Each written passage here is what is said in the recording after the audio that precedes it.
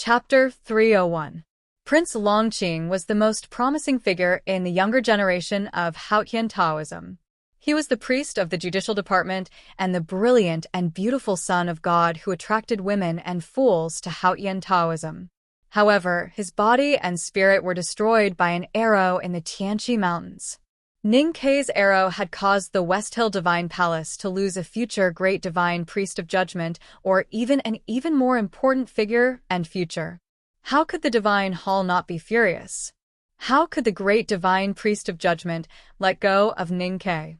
Even if the West Hill Divine Palace would not kill him directly for the sake of the headmaster of the academy and the headmaster of the academy, they would definitely make him pay a heavy price. Ning Kei shuddered every time he thought of the great divine priest of judgment, who was such a terrifying bigwig, thinking of getting rid of him day and night. That was why he said those words to Yi Hongyu. His original intention was to test how angry the divine hall would be. He did not expect that Yi Hongyu would directly promise that the great divine priest of judgment would not make trouble for him. This answer made him a little confused. If there had always been some hidden competition between the Tao addict and Prince Longqing, it would make sense that she did not care about Longqing being deposed. But why did she promise that the great divine priest of judgment would not be angry because of this? Why? He stared at Yi Hongyu in confusion. Yi Hongyu did not answer his question. She looked down at the horrible bloody hole in her shoulder and looked annoyed. She asked, "How long do you need to heal me?" Ning Kei rummaged through his luggage for a suitable tool. He lowered his head and said, "It won't take long if it's to stop the bleeding and remove the rot. The key is that the old monk bit too hard. Also, that guy probably hasn't brushed his teeth in decades. He's very dirty. Who knows what kind of poison is in his saliva? Maybe I'll have to cut some meat off later." No one knew when Mo Shanshan had walked to their side. She looked at Yi Hongyu's wounds and frowned in sympathy. She felt disgusted by Ning Kei's words. Yi Hongyu did not react. She said calmly, "He has no teeth. I was bitten by him, so I can be sure." Ning Kei lowered his head and said, "Dirty and smelly saliva is also troublesome." Mo Shanshan could not help but interrupt weakly, "Don't you two think it's disgusting to talk like that?" Ning Kei and Yi Hongyu raised their heads at the same time and looked at her as if they were looking at a pure and innocent rabbit. Then, they shook their heads at the same time. They both felt that girls like Mo Shanshan, who had never experienced truly disgusting things, were so blessed that it was infuriating. Yi Hongyu continued to discuss with Ning Kei, "Taoism is based on the power of light. You don't have to worry about the poison hiding in your muscles and bones and causing trouble in the future." Ning Kei took out the needle and thread, looked at her, and said seriously, "Suturing the wound is the fastest. The problem is that the old monk has bitten off too much of your flesh. If you use this kind of sealing treatment, there may be 2 pits on your shoulders and arms in the future." Yi Hongyu frowned slightly and said impatiently, "So what if I did?" Ning Kei shook his head and said while threading, "It doesn't look good to leave a hole. I thought you would care about this." Yi Hongyu said scornfully, "Only those mortals care about this." Ning Kei looked down at the bloody hole on her shoulder and thought about where to start. He said casually, "You have such a good figure and like to wear cool red dresses. It always looks weird that there are 2 pits on your naked body. Even if you don't care about it, you have to think about the Divine Hall. You, the Tao addict, are the spokesperson of the Divine Hall. It's good to be beautiful. From now on, I will wear a Taoist robe," Yi Hongyu said. Then, after a moment of silence, she suddenly lifted a piece of flesh on the edge of the bloody hole on her shoulder and pressed it back. She asked in a low voice, "Will the pit be smaller if I sew it like this?" Who in the world would not love a beautiful girl, even if she was the Tao addict? Ning Kei did not notice the hidden meaning in her tone and naturally did not take this opportunity to mock her. His eyes were all attracted by her fingers and movements. His fingers that were holding the needle trembled slightly. There were not many people in this world who could be so calm after being bitten by a ghost-like old monk. She could even turn the hanging flesh back as if it was not her own body. Ning Kei knew that she must have been in pain, but he did not see a trace of pain on her face. So he was shocked and even regretful. He had not met someone as ruthless as himself for a long time. Should he not care about anything else and kill her first when he met such a person? Sew it. Yi Hongyu said expressionlessly, "Don't go soft." Ning Ke could not help but sigh. He thought to himself that if he did not go soft, she would have been stabbed to death. The thin needle pierced through the white and tender skin, passing through the scattered flesh, and then came back again, carrying the thread through the girl's delicate shoulder and sewing. Yi Hongyu watched quietly and did not cry out in pain, but her beautiful face became paler and paler. Mo Shanshan squatted on the other side of Yi Hongyu and tightly pursed her thin lips. She frowned as she watched Ning Ke raise and drop the needle in his hand. She subconsciously held Yi Hongyu's hand tightly and wanted to pass her strength to her so that she could hold on. In the dark room of the Devil's Hall, the three most outstanding young people in the cultivation world had paid a terrible price to overthrow the most outstanding powerhouse of the previous generation. They squatted in the corner like three injured mice, healing each other, protecting each other, and giving each other strength. It was as if they had long forgotten that they had fought each other in the fields. It was finally over. The two terrifying holes on Yi Hongyu's body were no longer bleeding. The filthy flesh had also been removed. Her face was abnormally pale, but her eyes were unusually bright.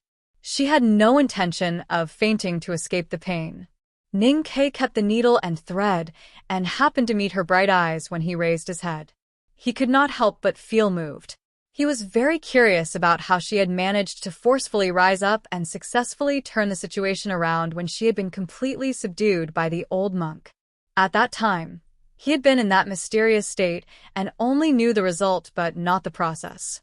Yi Hongyu knew what he wanted to ask when she saw his gaze. In fact, she was also very confused. What had Ning Ke realized in that state? The sword marks on the stone wall were left by Mr. Ke. Could it be that this guy had been lucky enough to inherit Mr. Ke's Haoren sword? Both of them were confused and curious, but neither of them asked.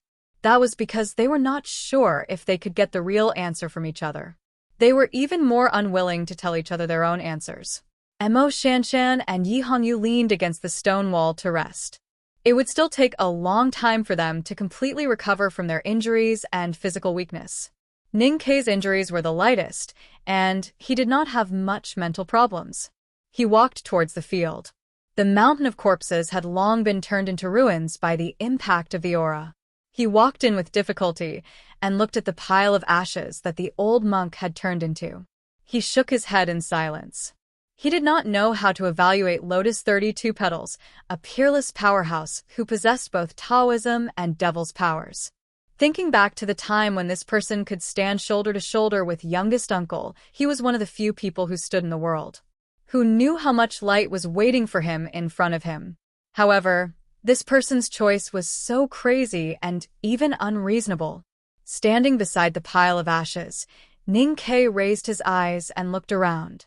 He looked at the mottled sword marks on the stone wall and thought about how he had inherited youngest uncle's mantle. A sense of grandeur rose in his chest and abdomen.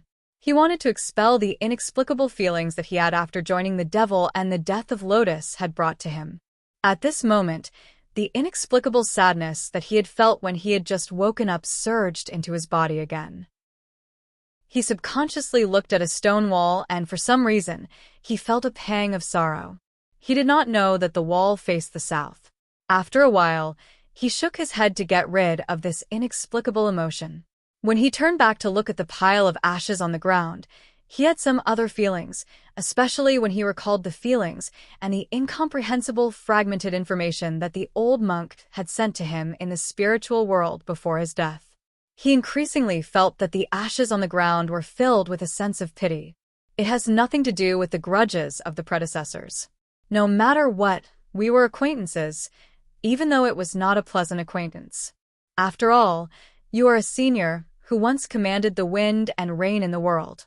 You have to have a place to stay after your death. Ning Ke searched among the broken bones around him and found an inconspicuous iron box. It was probably a relic of a powerhouse from the Devil's Doctrine. He opened the box and found that it was empty inside. This is quite suitable. Even though it is a little small, it can only contain a part of you. He squatted beside the pile of ashes that Master Lotus had turned into and spread his hands. Then, he casually picked up a large piece of white leg bone and swept the ashes into the iron box. His actions were very casual, as if he was sweeping away rubbish. He had come to the depths of the wilderness under the orders of his sect and waited for the right time for the front gate of the Devil's Doctrine to open. He wanted to enter to search for the tomes of Arcane. However, who would have thought that he would not die after crossing swords and arrows, nor would he be able to stop the stone array tactics? Instead, he had met an old monster in the Devil's Doctrine that everyone thought had died decades ago. He had heard countless shocking stories of the past and struggled in agony between life and death countless times. In the end, he had survived miserably. As the most outstanding figure of the younger generation in the cultivation world, his mind was naturally unusually firm. However, after experiencing so many things, the three of them naturally had less desire to fight for the tomes of Arcane. Ning Ke had inherited the mantle of youngest uncle. He was very satisfied to be able to bring the aura that had been away from home for a long time back to the academy. Yi Hongyu had been seriously injured both physically and mentally. She needed to find a place to rest and recuperate. She, who had come to the wilderness under the orders of her master to seek defeat, had finally been completely defeated. Moreover, she had found the only chance to win through her own willpower and determination. She was also very satisfied to be able to obtain such rare and precious experience and feelings. Mo Shanshan had cracked the front gate of the Devil's Doctrine and understood the array intent of the Great Blockage Formation. She had gained a lot. More importantly, she had finally bravely said those words to Ning Ke before the shadow of death. Even though both she and Ning Ke had forgotten about that moment, in fact, she was the one who was the most satisfied among the three. The following is a separate chapter. To be continued. If you like this work, please come to Qidian.com to vote for me. Your support is my greatest motivation. Chapter 302. Ning Ke lowered his head and tidied up the luggage scattered on the ground. He asked, "Can you walk?" Mo Shanshan's face was thinner than usual, which made her look more delicate. She smiled bitterly. Yi Hongyu leaned against the wall tiredly and frowned. It was obvious that she could not walk.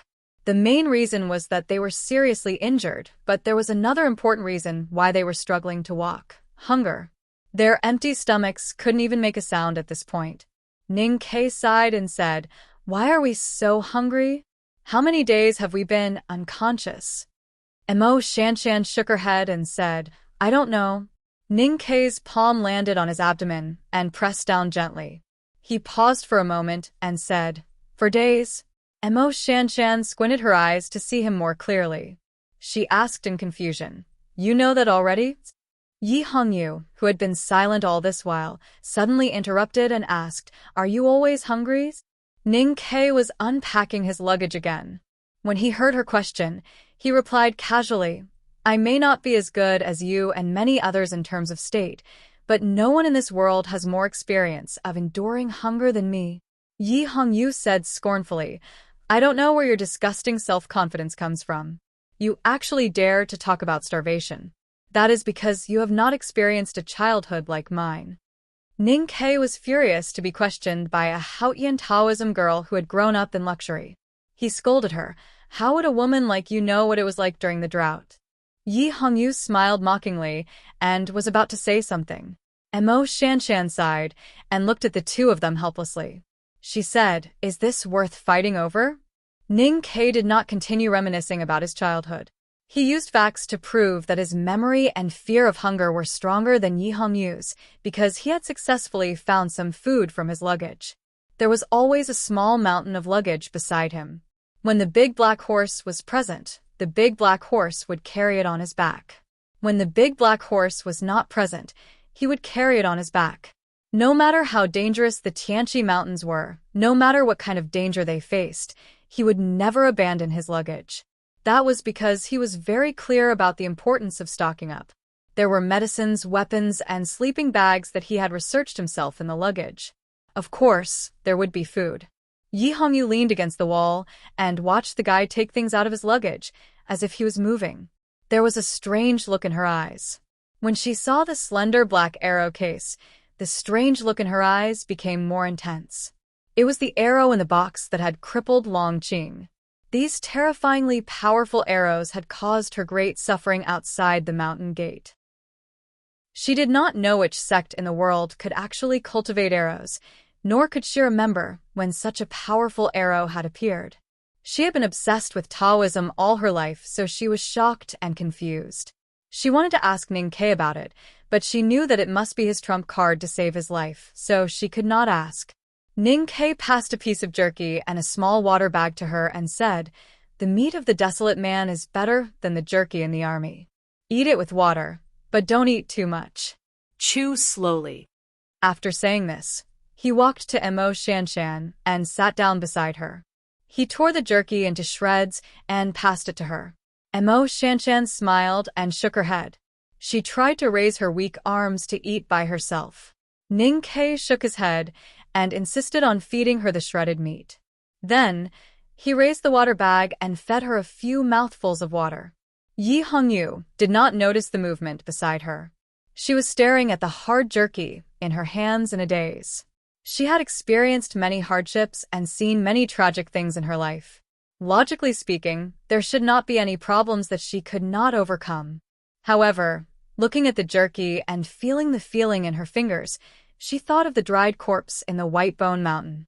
She thought of the divine Lord Lotus's corpse-like fingers and cold, dry lips. She frowned slightly and stared at the jerky in front of her as if she was staring at a heavenly book. After some time, she took a deep breath and put the jerky into her mouth. Then, she chewed mechanically. After eating, drinking, and resting for a while, the three of them recovered some energy and prepared to leave. At this moment, a new problem appeared. They did not know if it was because the confinement array had been broken or for some other reason, but the tunnel that they used to enter the Devil's Hall had completely collapsed. With their current physical strength, they could not force their way through. Ning Ke looked at the stone mountain that blocked the tunnel. After thinking for a while, he turned around and walked towards the stone wall opposite him. There were 2 iron chains deeply embedded in the stone wall. In the past decades, these 2 iron chains had locked Master Lotus here, causing him to suffer a rare pain and torture. However, now that the confinement had been broken and Lotus was dead, the iron chains only had some rust on them. The aura of the talisman had long dissipated, and they had become the most ordinary iron chains. Ning Ke held the iron chains with both hands and took a deep breath. He secretly released the aura deep in his abdomen and used all his strength to pull. With a loud bang, the stone wall collapsed and revealed a deep tunnel behind it. Yi Hongyu and Emo Shanshan supported each other and walked behind him. Yi Hongyu looked at the deep tunnel that seemed to have no end. She frowned slightly and asked, "How did you know that there was a tunnel behind that wall?" "I guessed," Ning Ke answered matter-of-factly. In fact, it was a vague feeling in his mind that he could discover that there was a tunnel behind the iron chains and the stone wall. He did not know where this feeling came from. He silently thought that it could be the effect of the information that Master Lotus had sent to his sense of perception before he died. The Devil's Doctrine is a place where one can only enter but not leave. To be more precise, after the Devil's Doctrine was destroyed, a kind of inhibition appeared and only left one exit. I believe that there are countless of such tunnels that will eventually lead to the same place. The feeling in his mind appeared again, and Ning Ke subconsciously said this. Then, he was slightly shocked and fell into a long silence as he looked at the tunnel in front of him. At this moment, he finally understood that regardless of whether he could understand the information that Lotus had sent to him, it would appear and tell him what he should do when needed. A piercing chill took over Ning Ke's body. He looked at the deep tunnel in a daze and did not know what to say. What kind of state would be able to leave behind such a method? What exactly were those incomprehensible information fragments? Was it Lotus' impression of the world or the cultivation method of the Devil's Doctrine? What would these bring to him? Yi Hongyu looked at his back and was a little shocked at his knowledge. No one in the Divine Hall should know that the Devil's Doctrine had such a strange setup, but he did. However, she naturally thought that it was the knowledgeable and omniscient headmaster who had told Ning Ke these secrets of the Devil's Doctrine. She completely did not connect it to the dead divine Lord Lotus. The four sides of the tunnel were made of stones and looked extremely sturdy. It was deep and very dark. Under the circumstances where there was no light source, it was very difficult for the three of them to walk, even with their eyesight. Along the way, they passed by a few forks. The three of them tried to pick a random one and realized that their luck had finally improved. They actually did not go the wrong way. Standing in front of the cliff outside the tunnel, Ning Ke smiled bitterly as he looked at the bottomless fog beneath his feet. He thought to himself that this was not luck at all. It was obvious that there was an old ghost who loved to eat humans in the dark that was giving him directions. The fog was very deep, and they did not know what was below them. Judging from the distance that they had walked in the tunnel, the three of them should still be in the Tianqi Mountains. Ning Ke tied the heavy luggage on his body tighter and pointed to a tripwire that seemed to be in disrepair at the edge of the cliff. He said, "If you are not afraid, then we should go up." After the long tunnel, there was a long noose. The basket that was hung under the long rope was not big, but it was more than enough to fit the three of them. Listening to the sound of the wind whistling past the basket and seeing the fog that was within reach, the three of them gradually relaxed their vigilance. There was a faint light in front of the fog. Ning Ke opened his mouth slightly and vaguely guessed that he had finally left the front gate of the Devil's Doctrine. He could not help but smile happily. Mo Shanshan sat quietly beside him and looked at him and smiled. Yi Hongyu used her fingers to gently comb her hair that was messed up by the mountain wind. She looked at the unfocused but focused look in Mo Shanshan's eyes and looked at Ning Ke, who was too happy to notice her. She could not help but laugh coldly. Adulterer. Although her voice was very soft, it was extremely clear in this quiet world where there was no one else except for the fog. Ning Ke suddenly became extremely embarrassed and angry. He did not care that they were running for their lives together and wanted to fight with her with all his might. Mo Shanshan was slightly embarrassed but not angry. She looked at Yi Hongyu and explained very seriously, "I like him, but I know that he doesn't like me enough. So I can't say that we are adulterer for now." Yi Hongyu was slightly stunned. She did not expect that a woman like the calligraphy addict would become a fierce woman once she fell in love. She could not help but sigh regretfully, but could not say anything. As for Ning Ke, apart from squinting his eyes against the cold mountain wind and trying to catch the shapeless clouds outside the basket to pretend that he was still a naive child who could not understand what they were talking about, what else could he do at this moment? No one knew what the powerhouses of the Devil's Doctrine had used to set up such a long ropeway in the inaccessible Tianqi Mountains. When the basket slowly touched the ground, it was already a long time later. Ning Ke jumped out of the basket and looked back. The two girls stood beside him and looked back at the same time. The fog in the mountain gradually dissipated, and he could clearly see the end of a very thin black line. It was a lonely and proud snow-capped peak. They had come down from that snow-capped peak. It was believed that they would never want to return to that snow-capped peak. Ning Ke looked at the unworldly snow-capped peak where the Devil's Doctrine was and could not help but shake his head. He reached into the basket and wanted to take out his luggage. However, he did not expect to touch a soft and smooth little ball of meat. He looked at the little white dog in his hands in shock and wondered where this little thing came from. He had been frightened enough these few days. Please don't be some elder of the Devil's Doctrine.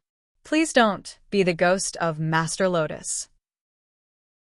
I really wanted to write an entire chapter about the scene on the ropeway, to watch the scenery and talk about the past.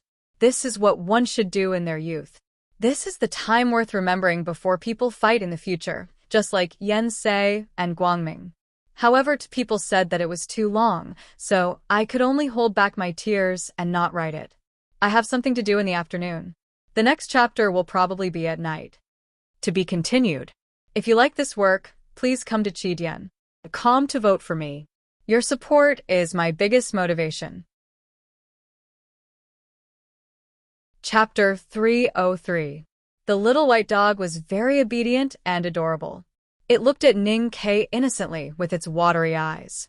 Ning Ke stared at it blankly as countless thoughts flashed through his mind. Suddenly, the little white dog's watery eyes revealed a hint of pride. It opened its mouth abruptly and revealed its short but sharp teeth. It bit at Ning Ke's wrist with such force that it seemed like it was going to bite off his hand. The innocent and adorable little white dog had turned into a ferocious and terrifying wolf cub in the next moment. It bit at Ning Ke's wrist at an extremely fast speed, especially when it closed its teeth. It was so fast that it could not be seen with the naked eye. It was almost as fast as lightning. If Ning Ke was bitten, his flesh and bones would definitely be broken. This sudden attack was insidious and sudden. If it was an ordinary person, they would not be able to escape the lightning-fast bite. However, Ning Ke had been dealing with dangerous prey all his life. He was the most sensitive to the movements of these beasts and the most alert to the dangers in the forest. How could he fall for this trick?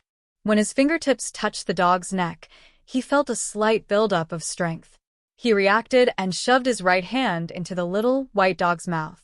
Then, he mercilessly went in, as if he wanted to shove his entire arm into the little white dog's stomach. Then, his fingers found a soft piece of meat in the sticky mess and pinched hard. The little white dog let out a stifled howl. Everything from its mouth to its throat was stuffed, leaving no space for it to move. How could it still bite down?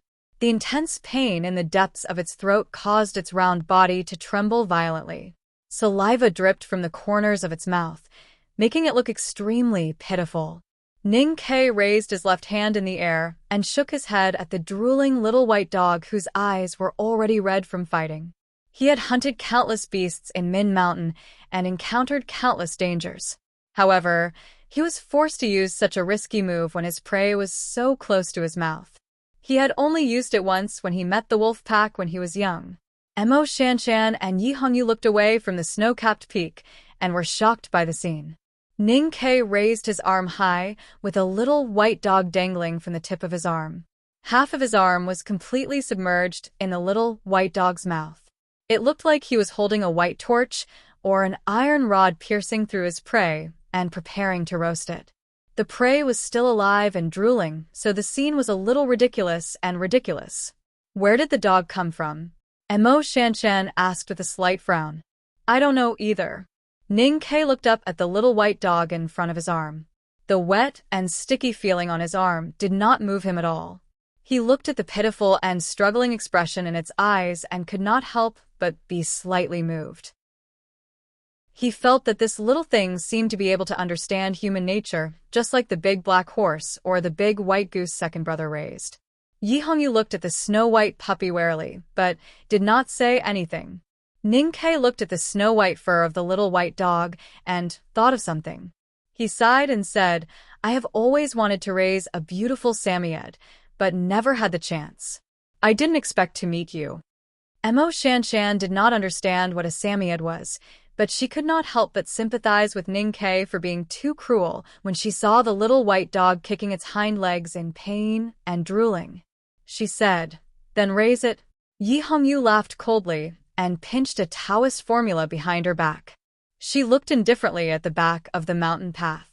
Ning Ke used his empty left hand to rub the head of the little white dog and found that he felt a familiar and intimate aura from it. He could not help but frown. He thought to himself that youngest uncle's legacy was in the front gate of the Devil's Doctrine, so he felt close and familiar. But what was with this dog? Could it be youngest uncle's pet? There was a human arm in its mouth, and its stomach could even taste human flesh, but it couldn't bite it down. It couldn't even lick it to satisfy its craving. The little white dog was in extreme pain, and the soft piece of flesh that was pinched deep in its throat made it feel an extreme sense of fear and obedience.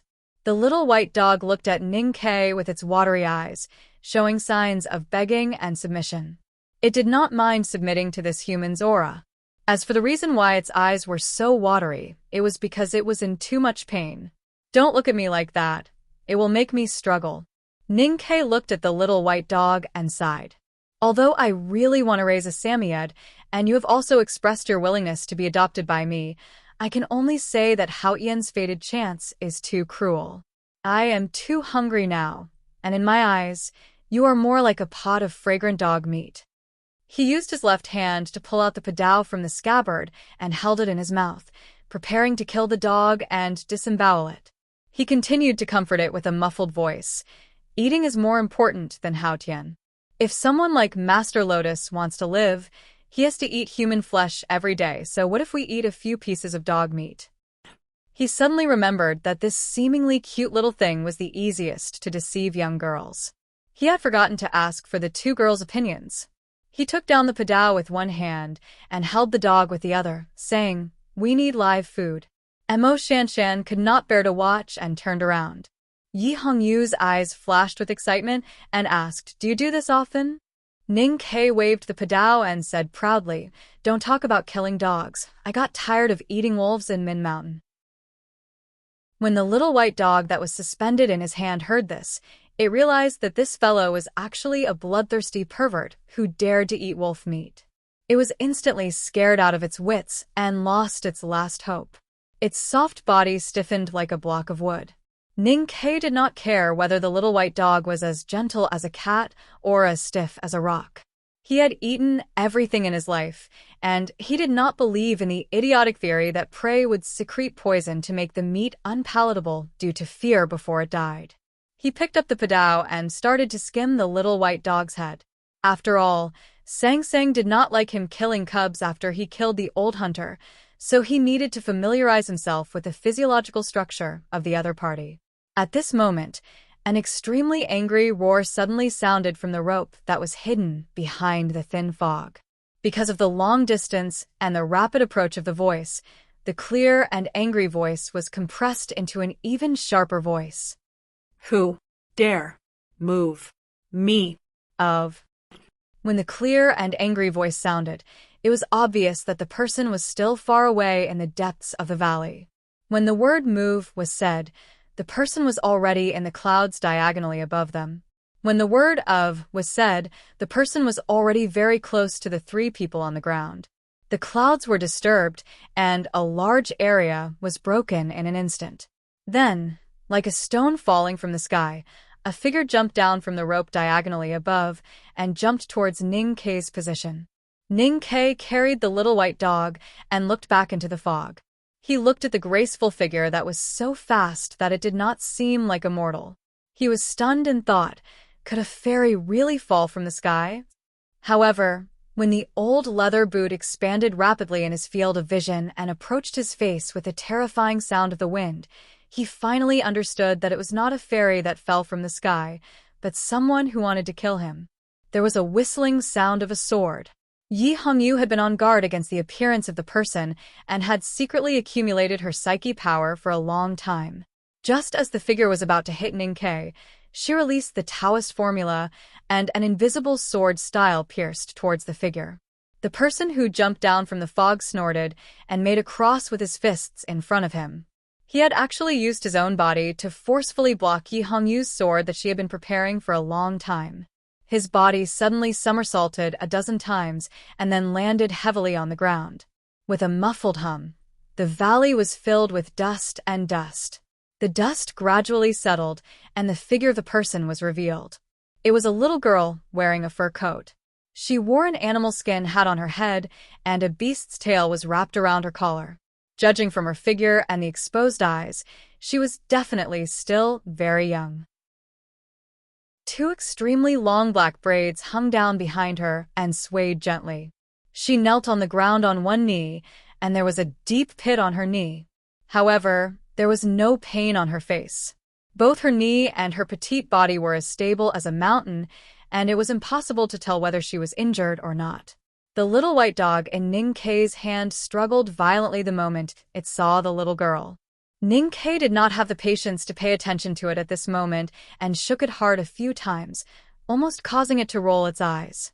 He focused all his attention on the little girl who knelt on the ground on one knee and was dumbfounded by what he saw.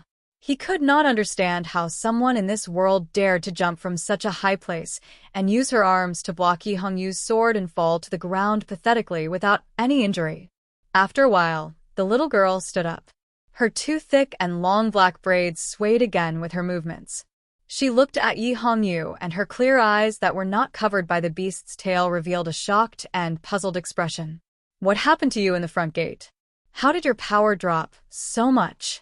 I clearly saw that you had entered the knowing destiny state on the snow cliff. Why are you only at the see-through state now? Yi Hongyu's face was slightly pale, and her lips curled into a self-mocking smile. However, she did not answer the other party's question.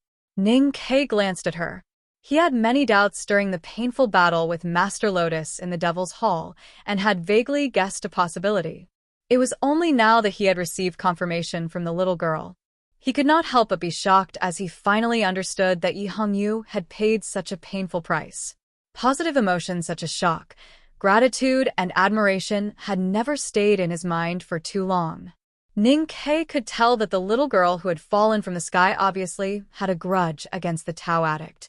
Naturally, he would not stand at the front and bear the brunt.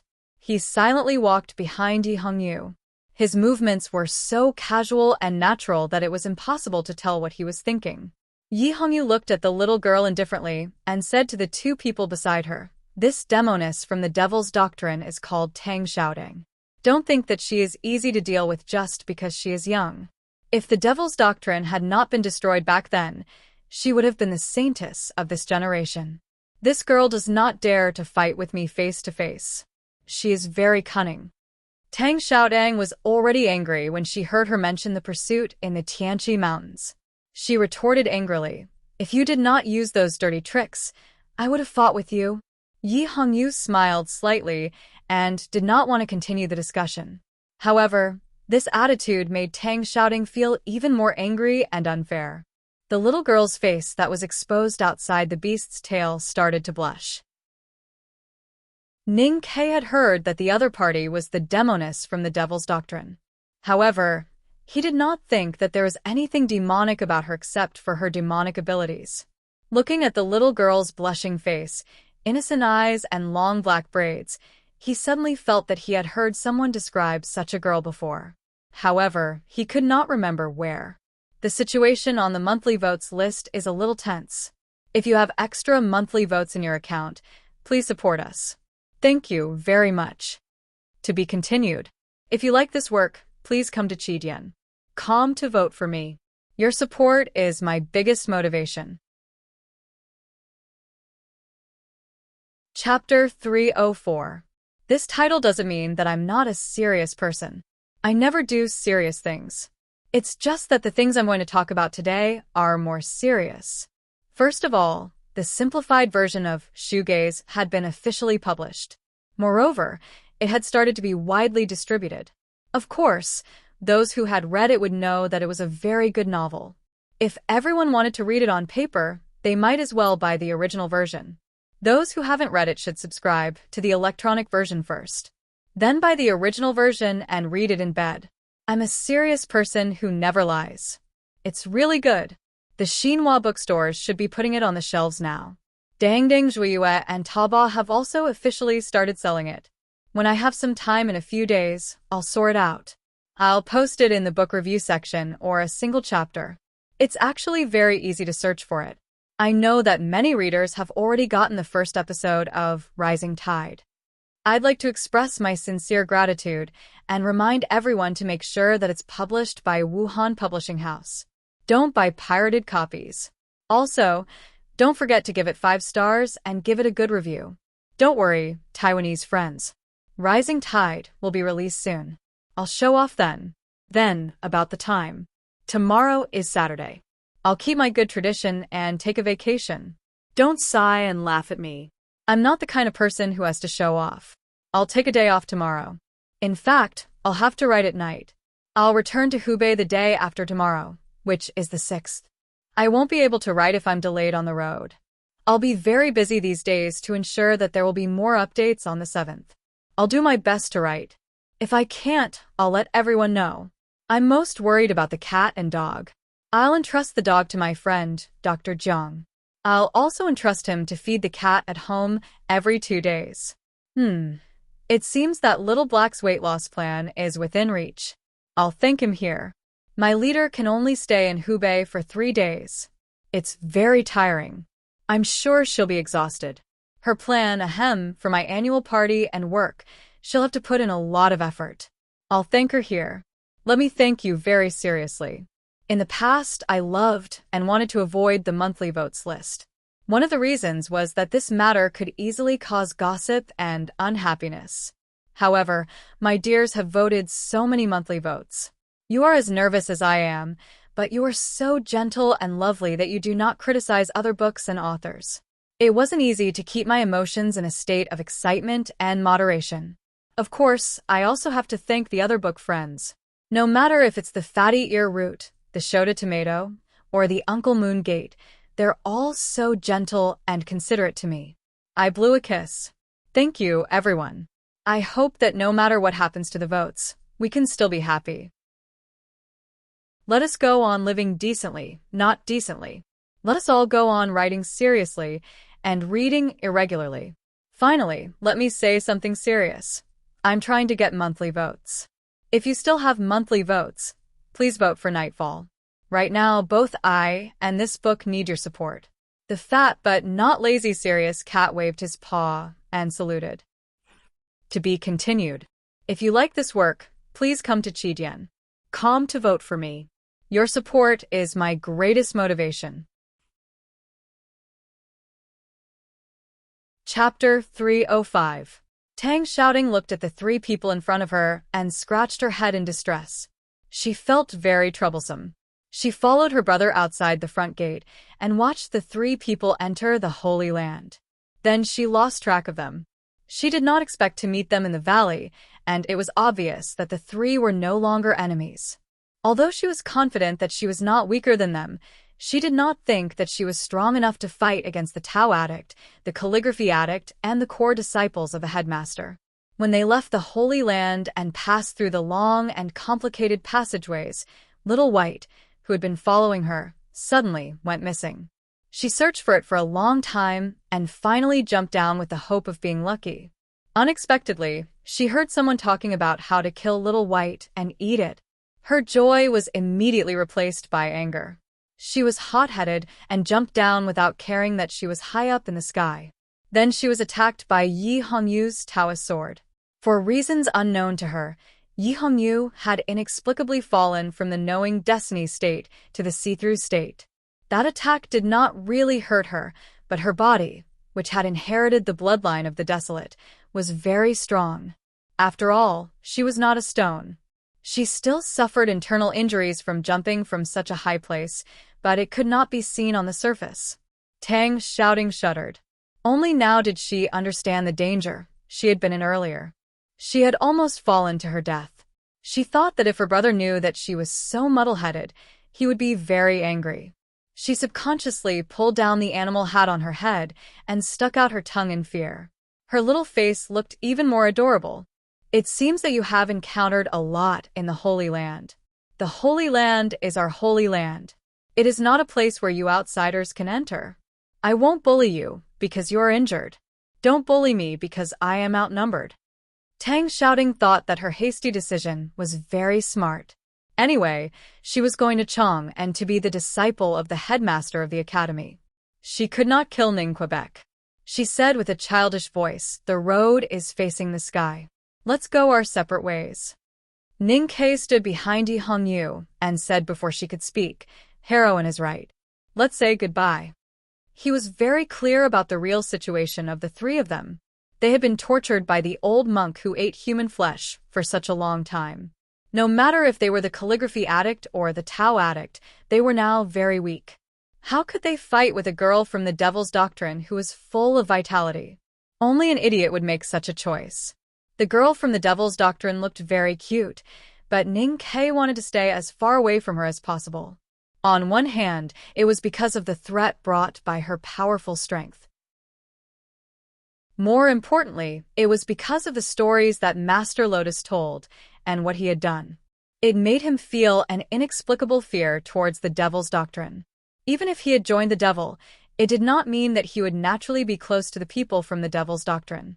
It was just like how youngest uncle joined the Devil's Doctrine in the past, but he still destroyed the front gate of the Devil's Doctrine. Seeing that Tang Xiaodang was about to speak, Ning Ke gradually relaxed, but his body was still tense. He subconsciously clenched his right hand behind his back, but he forgot that his right hand was stuffed into the little white dog's throat. His fingers tightened, and the little white dog suddenly felt as if it had been struck by lightning, struggling and letting out a weak whine.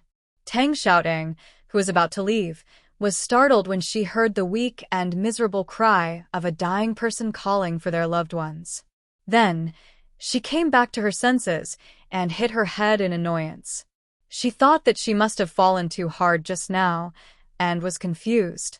She almost forgot why she took the risk to jump down.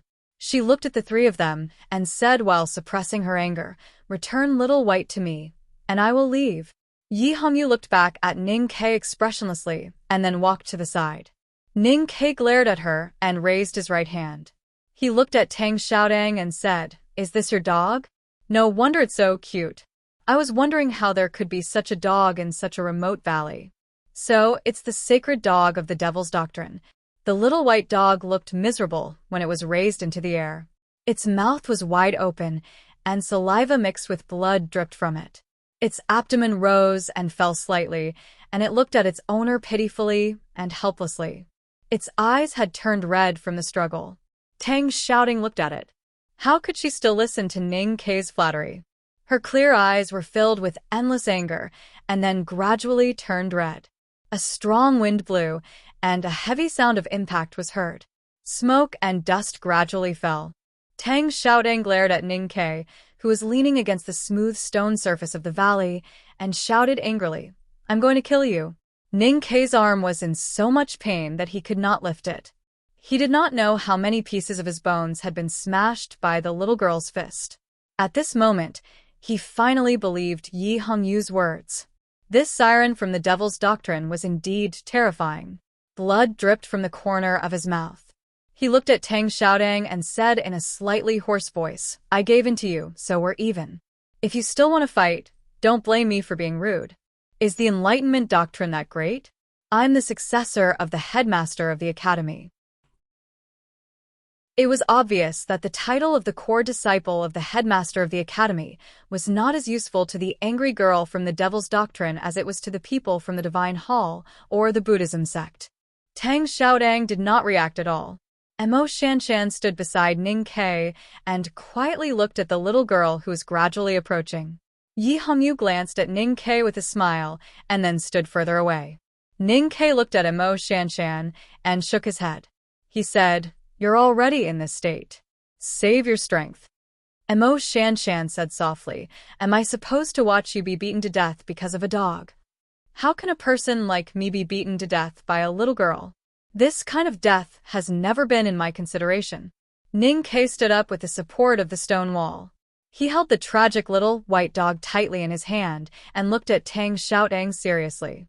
He said, "If you dare to take another step forward, I'll strangle this broken dog of yours to death." Tang Xiaotang's expression changed slightly. She stopped and said angrily, "How can you be so shameless?" Ning Ke looked at her and said seriously, "In my opinion, you're even more shameless to bully me when I'm injured. And you're really no match for us. The Tao addict is here. Since you couldn't beat her before, do you think you can beat her now? You don't have to rush to refute. Think about it carefully. Yes, she has indeed fallen from the knowing destiny state to the see-through state. But she was also in the see-through state when you lost to her." Tang Xiaotang frowned slightly. She felt that Ning Ke's words seemed to make sense, but it also seemed to make no sense at all. Ning Ke looked at her expression and added, "After all, she had stayed in the knowing destiny state for a period of time and had the experience of a grand cultivator. Experience is very important in a battle. I guess you don't have this kind of experience?" Tang Xiaotang shook her head and answered honestly, "Our Enlightenment Doctrine is not divided into 5 states like Haotian Taoism. But my current state of strength has not reached the knowing destiny state that you speak of." The Devil's Doctrine did not have 5 states. Ning Ke was slightly stunned.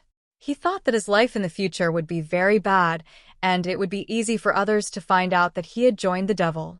He frowned and decided to deal with the problem in front of him first. "No matter what, you can't beat the Tao addict. You can't beat the three of us even if we fight together. Mo Shanshan smiled beside him and said, I really can't beat her. Yi Hongyu said coldly from afar, I can fight if I really want to, but why should I? Ning Ke was very annoyed. He thought that there was no need to be so honest at this time. But looking at Mo Shanshan and Yi Hongyu's attitude, he knew that there should not be any real danger. So he looked at the girl from the Devil's Doctrine and said sincerely, the most important thing is to be happy. I can understand your anger, but I hope that you can understand my injustice. He continued, although your dog was a little frightened, I can guarantee that it did not lose a piece of meat. I will put it down and return it to you now. I hope that you will not be hot-headed again, okay? Tang Xiaoding looked at the little thing in his hand and could not care so much anymore. She nodded hurriedly.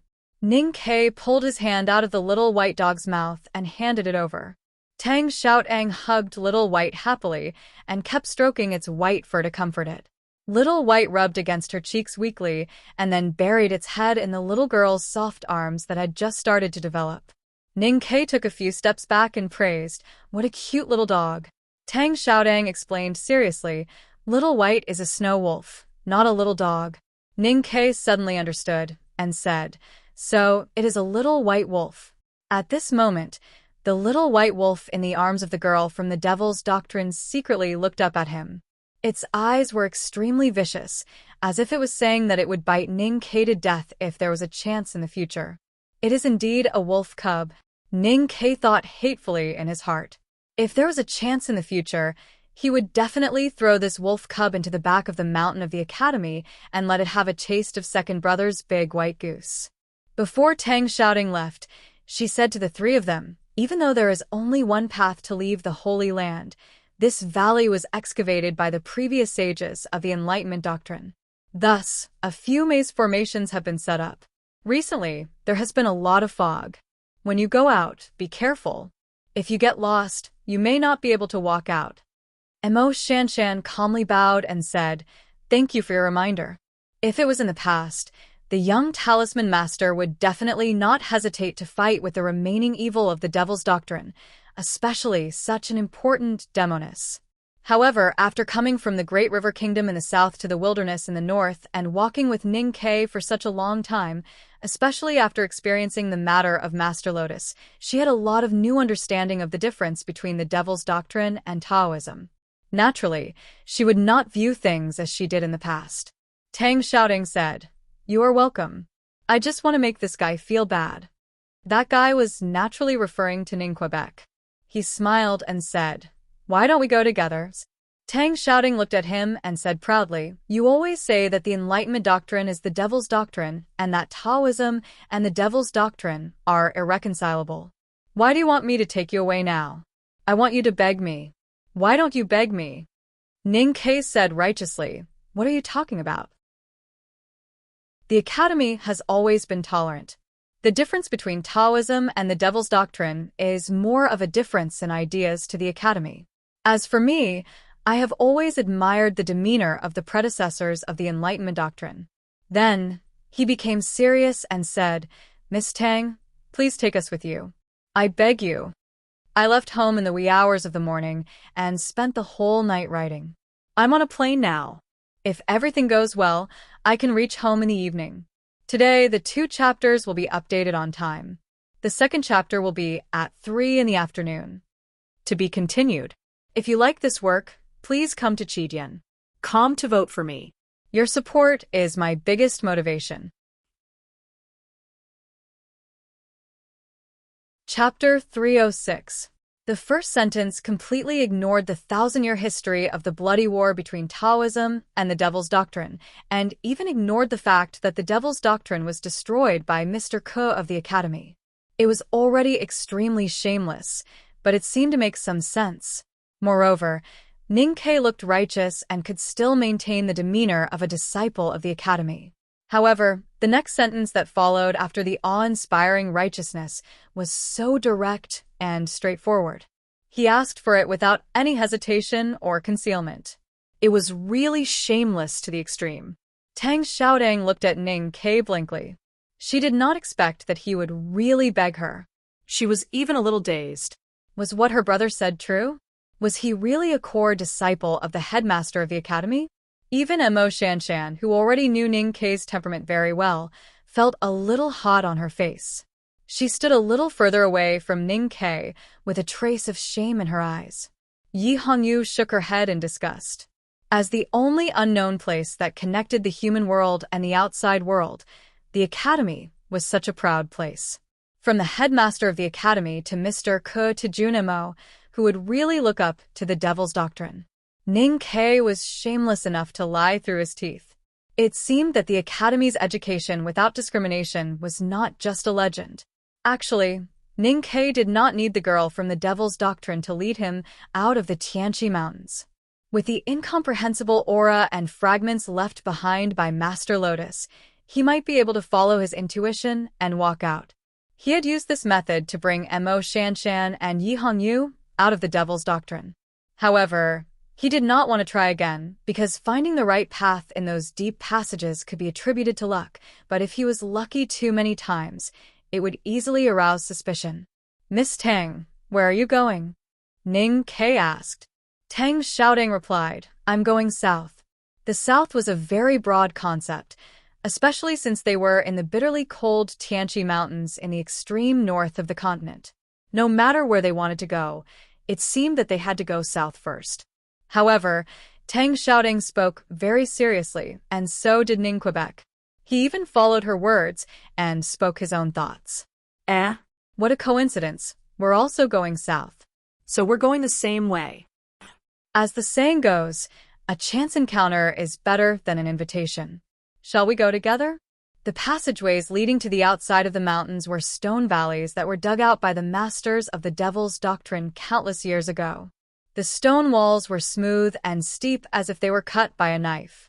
Even an eagle would not be able to stop. No one knew how many years of wind, frost, rain, and snow had passed, but there was still no dust, so it was naturally impossible for there to be lush green grass. The Tao addict of the West Hill Divine Palace, the young girl of the Devil's Doctrine, the calligraphy addict of Mogan Mountain, and the weakest world wayfarer in the history of the Academy. The four of them walked silently in the narrow and long stone valley. Silence was not the right word.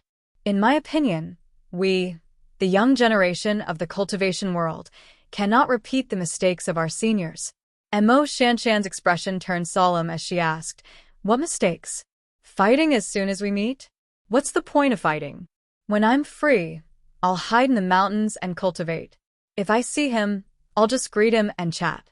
Isn't that better than anything else?"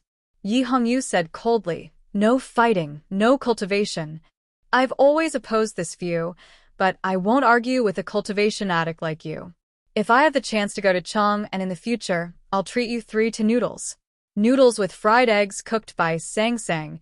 Tang Xiaodong looked at his profile curiously and asked, "Who's Sang Sang?" "Sang Sang is my little handmaiden. You should know that the noodles made by Sang Sang are absolutely the best noodles in the world."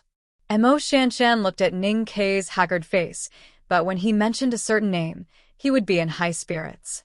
She smiled slightly and did not say anything.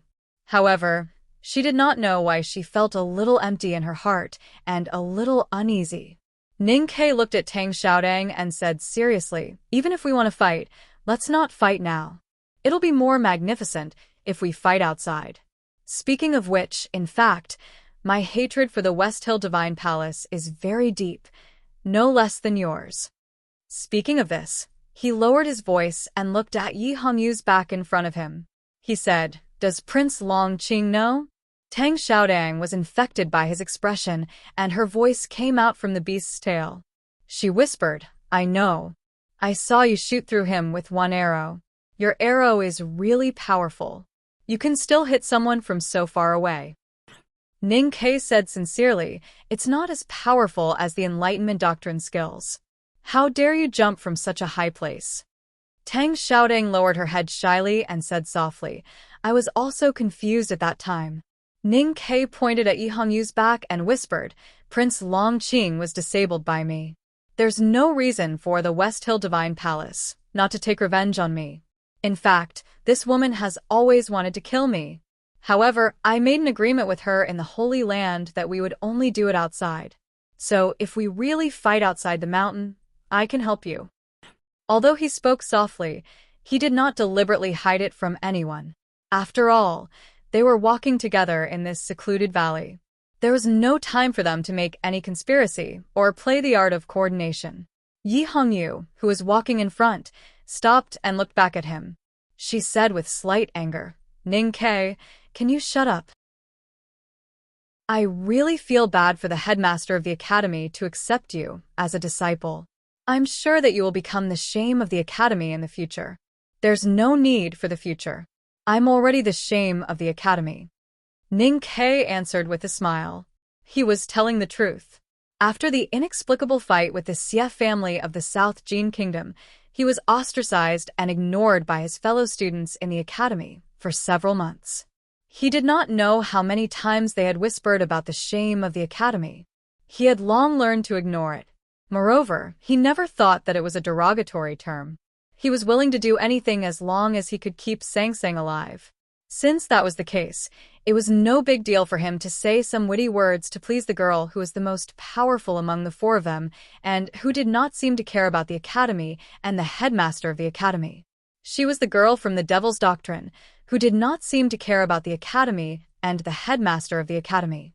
As long as he wanted to, he could make all the soldiers and civilians in the city of Wei, Master Yensei, and His Majesty happy.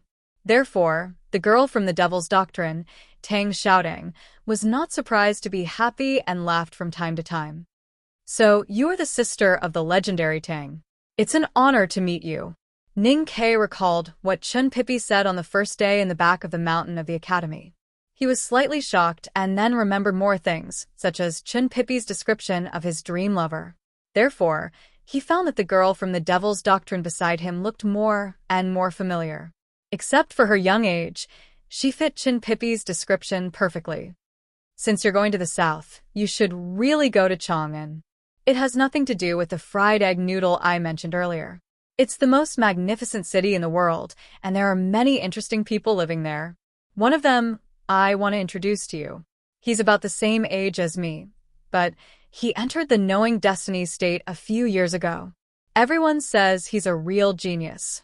Tang Xiaodong looked at Ning Ke with her clear eyes and said in surprise, "He entered the knowing destiny state at such a young age. Is there really such a person in the world? Is he more powerful than the Tao addict?" Hearing this, Yi Hongyu suddenly said, "That fatty's temperament is terrible, but his cultivation speed is extremely fast. It can only be said that Haotian is biased towards some people. If we really fight, he's no match for you." After a short pause, she looked at Ning Ke and asked, "How is he doing in the academy these years?"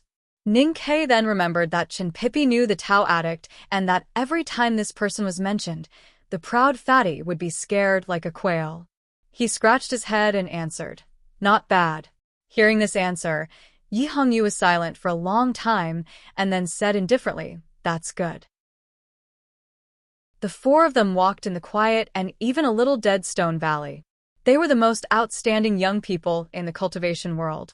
They came from different sects, had different ideologies, and even had deep hatred for each other. However, there was no bloody fight or intrigue. Perhaps it was because they had seen too much blood and conspiracy in front of the old monk in the depths of the snow-capped peak, or simply because they did not want to think about it on the way home because their youth was their companion. Youth was really a very beautiful thing. Whether they were obsessed with books, Taoism, power, or money, they still retained some simple and pure parts of themselves and did not completely sink into the complicated affairs of the world like a quagmire.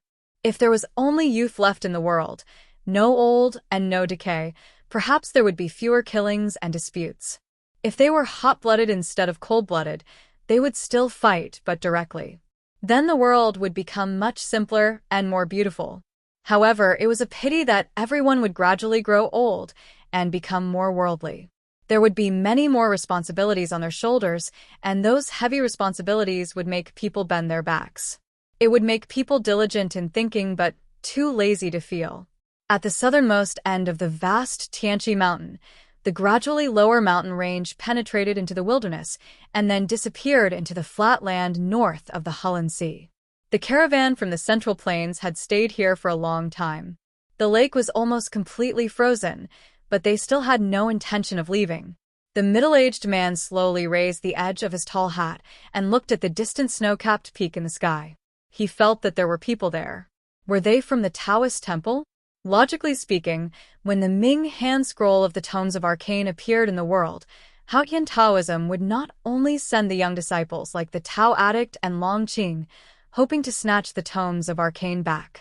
However, except for himself and the guy who was hiding somewhere in the world to cultivate 23-year cicada cultivation, who else knew that the only exit after the Holy Land was sealed was in the north of the Hulun Sea? However, even if the Taoist temple sent a world wayfarer, he would not stop his plan. It was because he had been swinging back and forth between the Empire and the West Hill for too many years. He hated this feeling, so he decided to do something. As long as he had the Tomes of Arcane, he could get real freedom. As one of the few powerful descendants of the Devil's Doctrine in the world, the middle-aged man firmly believed in this legend. "Is it you who likes to carry a wooden sword?" The middle-aged man looked at the distant snow-capped peak and smiled contemptuously. He put the remaining half of the lamb leg back on the plate, took a silk handkerchief from his subordinate, and carefully wiped the oil stains between his fingers. Then he stood up. The soles of his shoes stepped on the freshly frozen lake of the Hulun Sea. The middle-aged man slowly walked toward the distant mountains across the lake. Every step he took was so solid that it seemed that he was going to shake the ice. He had many enemies in the world, and those enemies all knew that he did not know how to swim or even feared water. But today, he had to step over the lake, as if he wanted to break through the grievances and dissatisfaction of the past years. The cold wind blew on his chest, and the middle-aged man felt as if he had returned to his youth. This feeling was very good. To be continued. If you like this work, please come to Chidian.com to vote for me. Your support is my greatest motivation. Chapter 307. It was the middle of winter, and the cold wind was blowing in the vast Tianqi mountain. The temperature on the snow-capped peak was extremely low. Fortunately, the peak was too high and was not covered by the mist that permeated the valley between the foothills. The sun shone directly here. Although it did not bring much real warmth, it could bring some psychological comfort. Just as the middle-aged man by the Hulun Sea had guessed, there was indeed someone on the snow-capped peak that had not been seen for tens of thousands of years. It was a Taoist priest in a thin robe with an ebony fork in his hair bun. The Taoist priest looked calm and thin, carrying a wooden sword on his back. He quietly looked at the floating white clouds under the snow-capped peak, the barren wilderness under the white clouds, and the Hulun Sea that was like a white mirror. Yi Su, the world wayfarer from the Jishou Abbey, had made a bet with Tang, the world wayfarer from the Devil's Doctrine, on the two peaks outside the front gate of the Devil's Doctrine. In the end, Ning Ke won, and Prince Longqing was disabled. So, he lost. According to the bet that was not spoken but known to both of them, Yi Su could no longer participate in the fight for the Ming hand scroll of the Tomes of Arcane. But this did not mean that he could not stand on the snow-capped peak and watch the show from afar. He saw the middle-aged man by the Hulun Sea, but in fact, he did not look at the middle-aged man. Because if he saw the middle-aged man could also see him. He came from the unworldly, unknown place, but he knew very well that there were many real masters hidden in the world, such as the middle-aged man by the Hulun Sea. Even though he was powerful, he still had to be respectful and reserved to the masters at the peak of martial arts in the human world, who were close to the divine transcendence. Of course, if he was still the proud lad with a wooden sword more than a decade ago, he would never care about these things. However, he was no longer the young him now. His understanding of the world and himself was already different. It was just that he would occasionally miss the compelling youth that had been far away for many years. One of the reasons why he was here was to see who would get the Tomes of Arcane. However, he had grown up in the Jishou Abbey and started reading the 6 volumes of Tomes of Arcane when he first learned to read. He did not have a sense of mystery, and naturally did not have an inexplicable reverence for the tomes of arcane like the mortals or cultivators in the world. Therefore, this was not the real reason why he was here. At least, it was not as important as the real reason. He had come here to reminisce about the youth that had been lost for many years. Perhaps he had come to pay tribute to the youth that had been lost for many years, or perhaps he had come to find the youth that had been lost for many years. That youth was called Pride. Yisu silently turned around and looked at a certain pool in the mountains. The pool was extremely small. Perhaps there was hot water gushing out from the bottom of the pool, so it had not been frozen for a few days. However, in the end, it could not withstand the biting cold wind, and a thin layer of ice had formed on the surface of the pool. Perhaps it was many days ago, or perhaps it was just a moment ago, but the thin ice on the surface of the small pond had a very small opening. Even he couldn't be sure when that piece of thin ice had been broken. But he could confirm that the shape of the opening on the surface of the pool was very special, like the trace left by a wooden dipper. 14 years ago, he had seen that wooden dipper, and then he could never forget it. 14 years ago, the most mysterious Tian hand scroll of the 7 volumes of Tomes of Arcane showed an extremely important sign. However, the Taoist in the abbey, who was responsible for looking after the Tomes of Arcane, remained absolutely silent about it. The great divine priest of revelation of the West Hill Divine Palace entered the abbey to read the Tomes of Arcane and did not say much. However, no one had expected that the great divine priest of light, Wei Guangming, would take half a step into the divine domain of Tianqi at this time. His deep and pure eyes saw the shadow of the night descending on the world. This generation of world wayfarers of Taoism, Buddhism, and Diabolism gathered in the wilderness. At that time, the 3 world wayfarers were still 3 teenagers. They gathered under a small tree and silently watched the ants for a long time. Then they looked at the black line for a long time and finally left separately. At that time, Yisu, the successor of the Jishou Abbey, was very proud and very confident. He scolded Tang as an evil spirit and disdained Xi Nian as an outsider.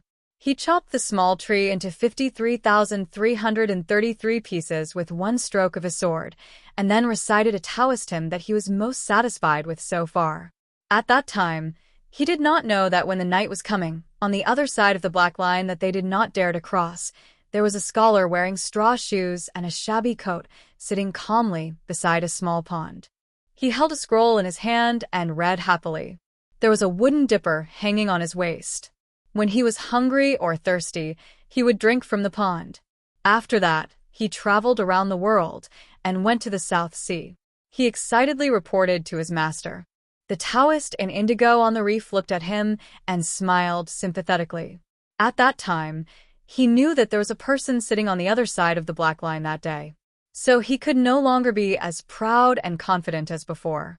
Many years later, after experiencing the prosperity of the secular world, he succeeded in seeing through many things. So confidence naturally returned to him. However, the youth and pride of that year were no longer there. He had always regretted that he did not have the opportunity to ask the person on the other side of the line. Until today, it seemed that he finally had the opportunity. So there was no one by the small pond. Standing on the top of the snow-capped peak, he looked seriously at the pond on the mountainside.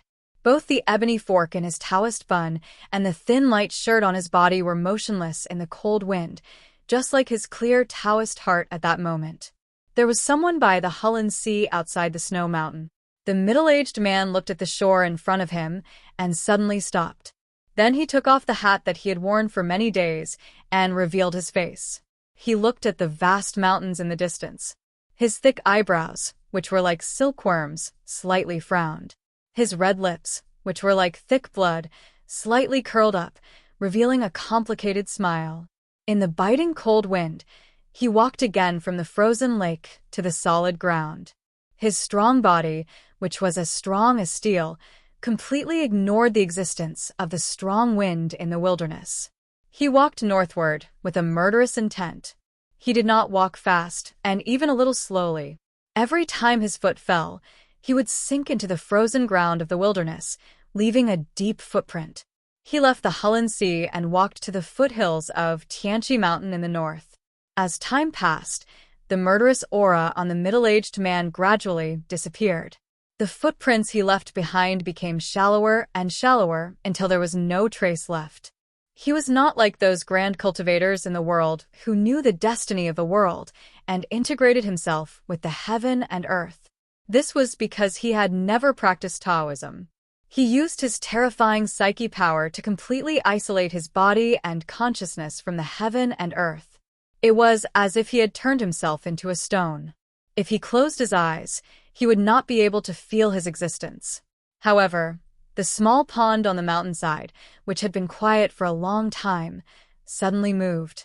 There was a very slight sound of splashing at the edge of the pond.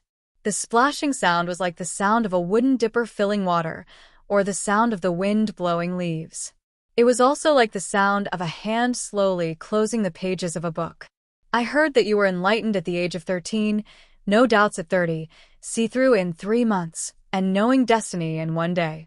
I heard that you climbed the mountain every day for 17 years without any hindrance.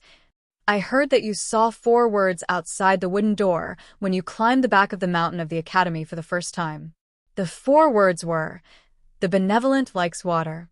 So you like to be close to clear streams and quiet ponds all your life. It seems that it is true today.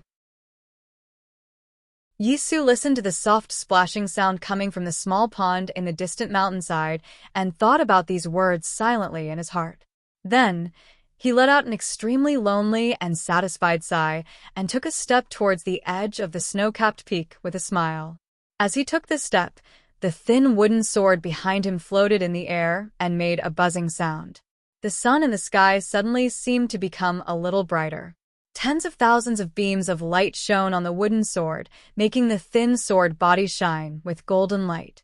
An extremely pure sword style, like a condensed beam of light, came from the top of the snow-capped peak.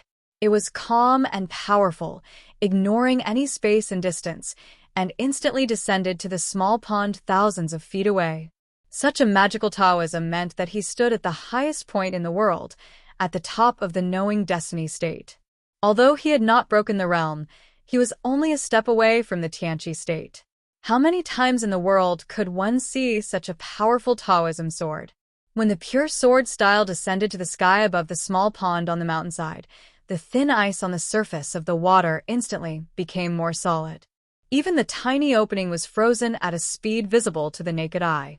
The splashing sound had long disappeared. Somewhere on the bank of the pond, there was a slight sound of surprise. However, the reaction of the person who made the sound was a little slow. The speed at which he opened his mouth was very slow, so the sound seemed to be deliberately dragged out. It was long and distant, like the call of the protagonist of an opera when he appeared on stage. The middle-aged man at the foot of the mountain frowned slightly. Of course, he had sensed the sword intent. He did not know where the sword intent was heading, but he could vaguely guess who it was that was worthy of the man using his lifetime's cultivation to stab at. He had scattered countless spies in this wilderness, and even mobilized the helpers in the military ministry. That person had appeared in the blue lake outside the city of Wei a few days ago. Why did he suddenly come here? But he did not hesitate. As a top powerhouse in the world, he could faintly feel his fate and knew that this was a great opportunity for him. Besides, he had his own pride, so he ignored the encounter on the snow-capped peak, which no one knew, but was destined to shock the world. He solemnly walked towards the exit of the valley. The valley was still filled with a thin mist, covering the smooth and steep stone walls as if they were cut by knives and axes. It also covered the sound of approaching footsteps, but it could not cover the figures of the young people inside forever. In the snow-capped peak, Yi Su, the successor of the Jishou Abbey, finally met the scholar on the other side of the line. At the foot of the snow-capped peak, the middle-aged man thought that he would soon meet the tome of arcane. Compared with this, it was worthwhile to wait for a long time, whether it was 14 years or a lifetime, double the last day. Please vote monthly. I will probably shout many times today. Sorry. To be continued. If you like this work, you are welcome to vote for me and vote monthly. Your support is my biggest motivation. Chapter 308.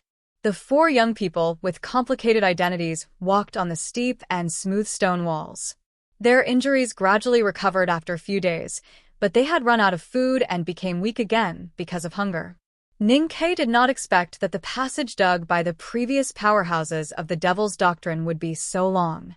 It seemed that they had almost crossed the entire Tianqi Mountains, but they still could not find the exit. He could not help but feel anxious. He was the most afraid of hunger. Thinking that the three women had eaten most of the food he had hidden, he felt even angrier. He stared at Tang Xiaodang and said, "We will all starve to death if we don't get out soon. How many more days will it take?" Tang Xiaodang lowered her head and looked at the beast's tail on her neck. She said in a low voice with some uncertainty, "It should be soon." Ning-Ke gasped and looked at her incredulously. He said, "The three of us have been following you for so many days. Don't tell me that you didn't go through when we run out of food." Tang Xiaodang looked up at him and said pitifully, "The front gate was sealed decades ago. Of course I didn't go through it."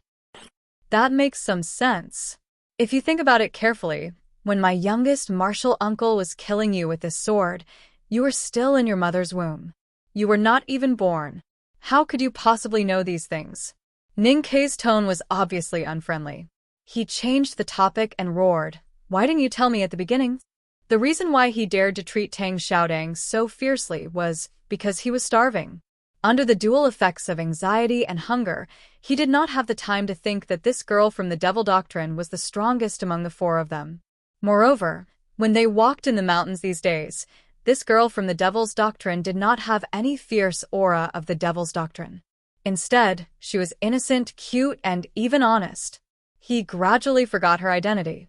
As expected, Tang Xiaodang did not get angry. Instead, she lowered her head in shame and walked to the front. If we are in the knowing destiny state, how can this passage stop us? Yi Hongyu's face was a little pale. She looked at the smooth and steep stone wall beside her and said indifferently, "In the end, it is a matter of strength." Ning-Ke sneered and said, "You don't have to make fun of my low state and poor strength. You were beaten back after taking a few glances at the knowing destiny state. If you were still in the knowing destiny state, would you be so hungry?" Yi Hongyu was silent. Her beautiful face seemed to be covered by a layer of frost.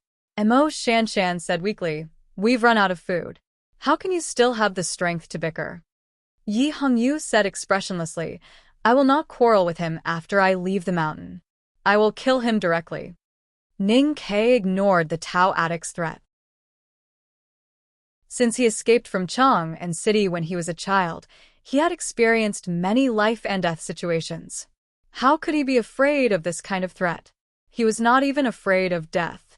However, he did have an innate fear of hunger because of his childhood experience. After a moment of silence, he once again found Tang Xiaodang, who was ashamed and speechless because of this fear and the anger brought by this fear. He mocked, "Probably only people from your Devil's Doctrine would be stupid enough to split the mountain to make a path, thus turning the escape route of people into a dead end." Tang Xiaodang raised her head and looked at him with a solemn expression.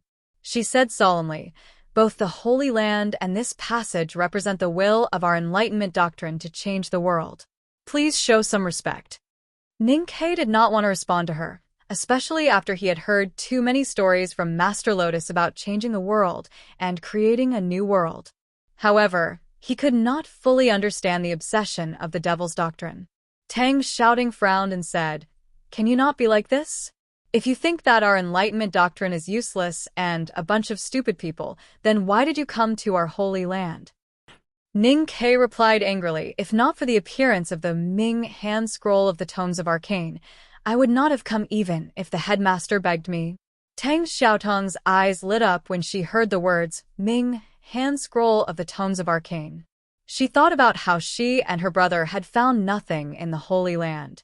Her gaze naturally fell on the iron box tied with a cloth belt in front of Ning Quebec. She asked, "Have you found it?" Ning-Ke said, "Don't look at me like that. The ashes of an old ghost are in this box. Speaking of which, why do I have to carry it with me? Shouldn't I just find a random place to throw it away? It was strange that after walking through the passage for a few days, the four of them talked about their childhood, cultivation, and their favorite snacks.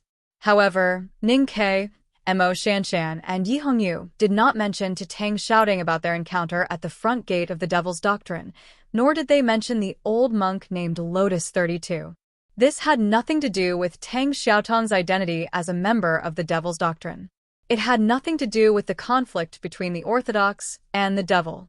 It was not even because the experience was so painful and disgusting that the three of them did not want to recall it. On the contrary, it was because the three of them treated their encounter with Master Lotus as the most precious experience in their cultivation lives and were unwilling to share it with others. Ning Ke suddenly raised his eyebrows and looked at Tang shouting. He asked, "You did not find the tomes of Arcane either? That is your territory. You should be familiar with the way back to your hometown. Did you not find anything?" Tang shouting shook her head dejectedly and said, "There is nothing in the Holy Land." Ning Ke thought to himself that there was a pile of white bones and ghosts, and an old guy who was scarier than ghosts. All the major cultivation sects in the world had gathered in the wilderness. The West Hill Divine Palace had put in a lot of effort to find the legendary Ming hand scroll of the Tomes of Arcane when the front gate of the Devil's Doctrine opened. However, they had found nothing. The whereabouts of the legendary Tomes of Arcane had naturally become the biggest mystery in everyone's hearts. Yi Hongyu said, "The great divine priest of revelation said that the Ming hand scroll would appear here, so it will definitely appear." Ning Ke shook his head and said, "It seems that the great divine priest of revelation was wrong." Yi Hongyu frowned slightly and said without hesitation, "How could the great divine priest of Divine Hall make a mistake?" Ning Ke looked at her and said mockingly, "If the divine priest of light did not make a mistake 1,000 years ago, how could the Devil's Doctrine appear in this world? Or is it that the West Hill has always thought that the Devil's Doctrine is the right product?" Yi Hongyu pursed her lips tightly and did not speak to him. Mo Shanshan sighed weakly and said with a smile, "Are you not going to argue with him anymore?" Yi Hongyu nodded and said, "I did make a mistake earlier." Ning Ke felt slightly proud and thought that no one in this world could beat him in verbal skills except Sang Sang. Yi Hongyu said immediately, "Since I said that I would kill him after we get out, why should I be angry with him?" Ning Ke said bitterly, "It was just a few jokes. Don't take it seriously." Tang Xiaodang, who was walking at the front, suddenly said in surprise, "It's true. It's true." Ning Ke was startled and asked, "What is true?" Tang Xiaodang turned around and pointed at the thin mist in front of the passage. Her clear eyes were full of joy and she said, "That is really the exit. We are out." Looking at the faint light in the mist at the end of the passage, they vaguely guessed that it was the exit. After going through so many hardships and running out of food, they should be jumping for joy. They should even be holding hands, shoulder to shoulder, wearing ribbons and youthful smiles on their faces. However, they stopped and fell into silence. Even Tang Xiaodang was no exception. In the long passage, they were isolated from the rest of the world.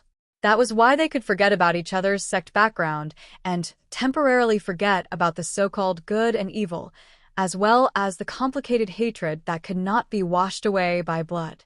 However, once they walked out of this mountain abandoned by Hao Yan and returned to the real world, all these factors would return. The four of them looked at each other and remained silent for a long time.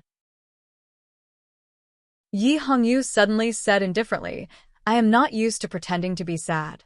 After we get out, I will need to recuperate for a period of time. So it should be a long time before I kill you and the siren from the Devil's Doctrine." Tang Shouting looked at her proudly and said, "You are still injured now. I will hit you when you recover." Mo Shanshan gently tidied her cotton dress and said with a smile, "Anyway, it has nothing to do with me." Yi Hongyu sneered and said, "If I want to kill Ning Ke, will it really have nothing to do with you?" Ning Ke waved his hand to stop the meaningless conversation and said, "Let's talk outside. Shouting, you go first." Tang Shouting looked into his eyes and said seriously, "I know what you mean. You are worried that there is something strange outside the fog, so you let me go first. I am a disciple of the Enlightenment doctrine. How can I escape if the people outside are all from the Central Plains? Besides, you are a man. Just like what she said, you are a disgrace to the academy. Ning Kei's expression did not change. He said seriously, "Why did you suddenly become so smart?" Tang shouting said, "I am just kind-hearted. I am not really stupid." Hearing this, Ning Kei naturally thought of Sang Sang. Sang Sang was just a little stupid, but not really stupid. He suddenly had a strong desire to return to Chang'an. He looked at the exit in the fog and said, "I will go first." The most powerful young disciples of Taoism, Devil and Talisman, are all here.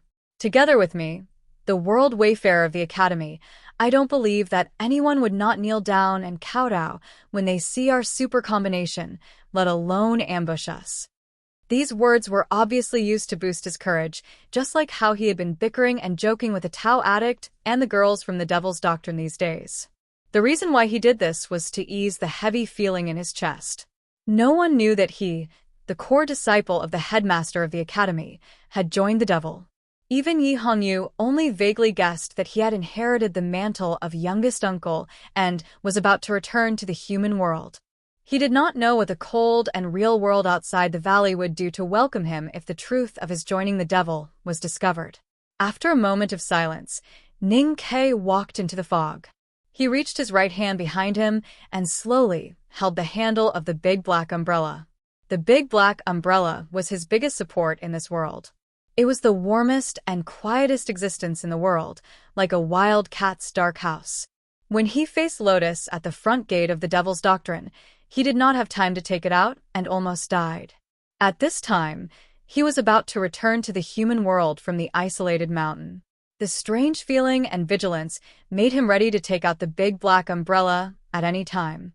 The world outside the fog was not under the attack of thousands of people. There was no sneak attack.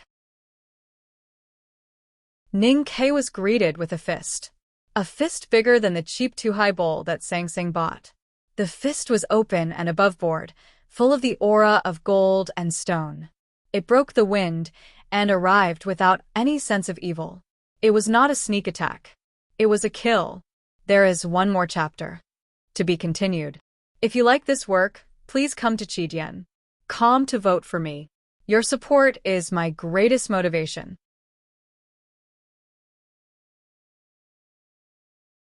Chapter 309.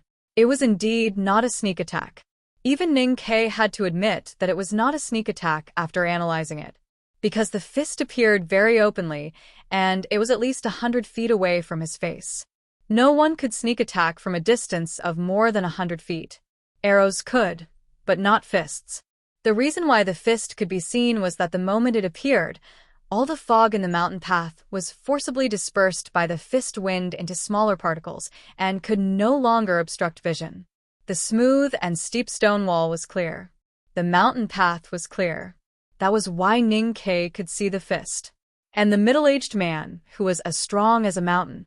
He had no time to think, let alone see the appearance of the middle-aged man clearly, because the fist bigger than a bowl, after shattering the fog in the passage, almost came to him without a pause. In his sight, the fist instantly became countless times bigger. Because the fist was so fast, the wind in the narrow passage did not have time to swell, but was compressed and stuck to the smooth stone wall. Then all the sound disappeared, and there was a deathly silence. It was not a sneak attack, but it was more terrible than a sneak attack because it was an absolute kill relying on super strength. In the face of such a fist that could expel the air and seemed to move faster than sound, Ning Kei only had time to make one move. It was a move that he had done countless times before his death since he was a child. He was extremely familiar with it. The strange cry caused by the strong threat of death was still brewing in his chest and abdomen, and the skin that was stimulated by the shadow of death did not have time to stand up. The big black umbrella had already opened, like a piece of the night sky, blocking in front of him. The fist fell on the surface of the big black umbrella. The big black umbrella did not break, and there was nothing in the world that could break it for the time being. But the thick and greasy surface of the umbrella sank deeply at that moment, and there was a very exaggerated deformation. This was the most serious deformation of the big black umbrella since it appeared in the world, so it could be imagined what kind of power the fist carried.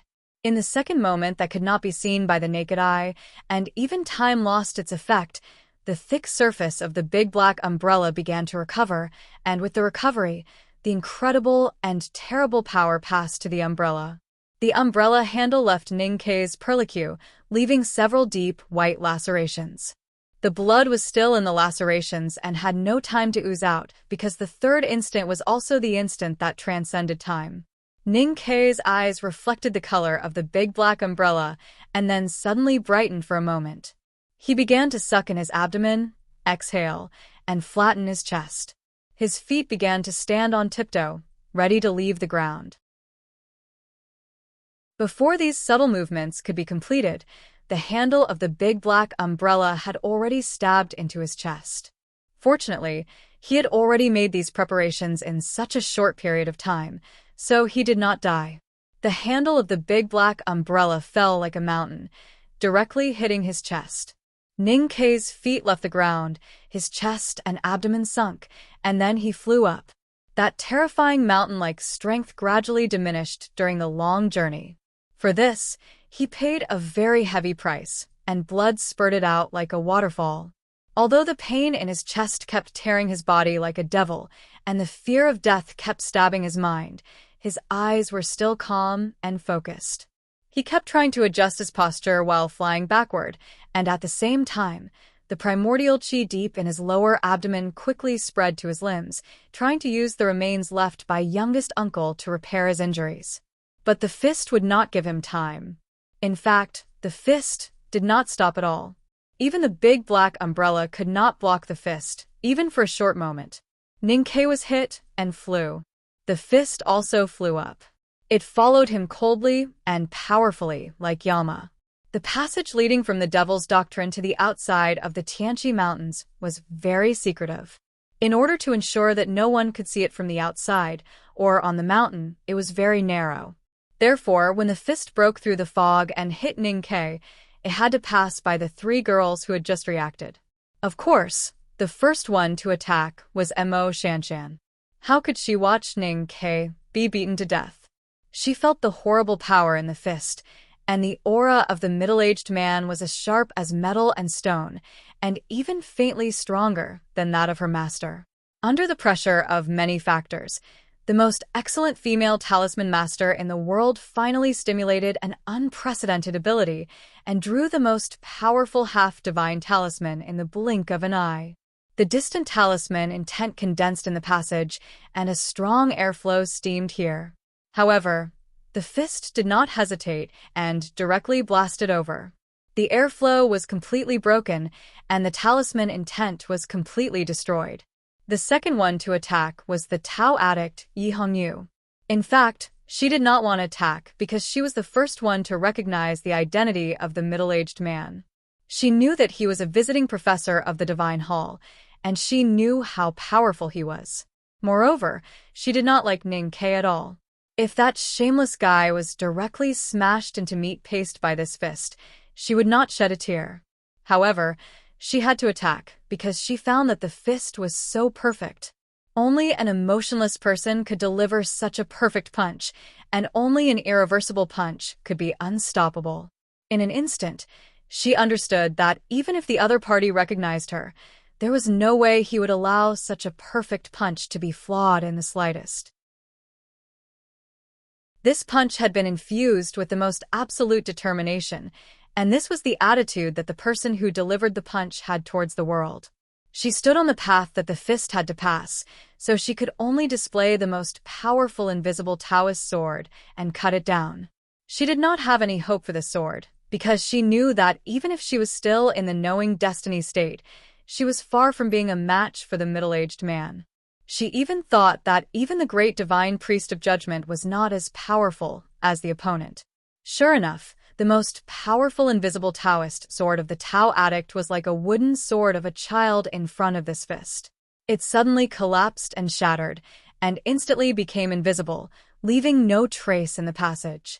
The last one to attack was Tang Xiaodong, because she thought that as a disciple of the Enlightenment doctrine, the exit might be full of the so-called righteous cultivators of the Central Plains, so she insisted on standing at the back. She did not know who the middle-aged man was, but she guessed who he was. So there was no fear in her clear eyes, but a trace of excitement. The excitement was not because she believed that she could defeat the opponent. In fact, she knew that it was impossible for her to defeat the opponent. So she did not fight head-on like she did with the Snowfield direwolves, nor did she slash Prince Longqing with the blood-red giant knife. Instead, she crossed her arms in front of her body, making the strongest defense she could make. Unsurprisingly, the cross-shaped arms hit back on her delicate chest heavily and instantly dispersed. The fist style of this fist was always focused on Ning Quebec. It only occasionally passed by the three girls and did not release its real power. However, this kind of passing by was like a flood passing by a small mountain village, destroying everything. Ning Ke closed the big black umbrella with a swoosh, letting it help him regain his balance like a black tail. Looking at the fist that was getting closer and closer, his eyes were calm and focused, and his left hand had already grasped the hilt of the knife behind him. The shadow of death was right in front of him, because the fist was right in front of him. He was very afraid. The experience of struggling for survival in the past years told him that the more dangerous the situation was, the more calm he had to be. Many times, it was this calmness that had successfully kept him away from death. He hoped that it could be the same today. It was as if Haotian or Yama had heard his prayer, moved by his calmness in the face of death.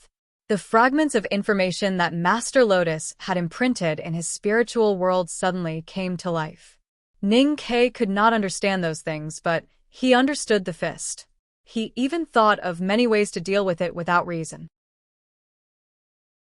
Those ways were so wonderful and unimaginable, but those ways required a state that he could not reach now.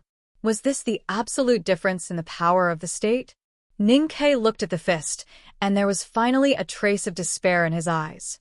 From the moment he broke through the fog to the moment he arrived in front of Ning Ke, the middle-aged man who was as burly as a mountain had only punched once. After pondering for many days by the Hulun Sea, he threw away all the shackles of the world and decided to make a complete break with the past.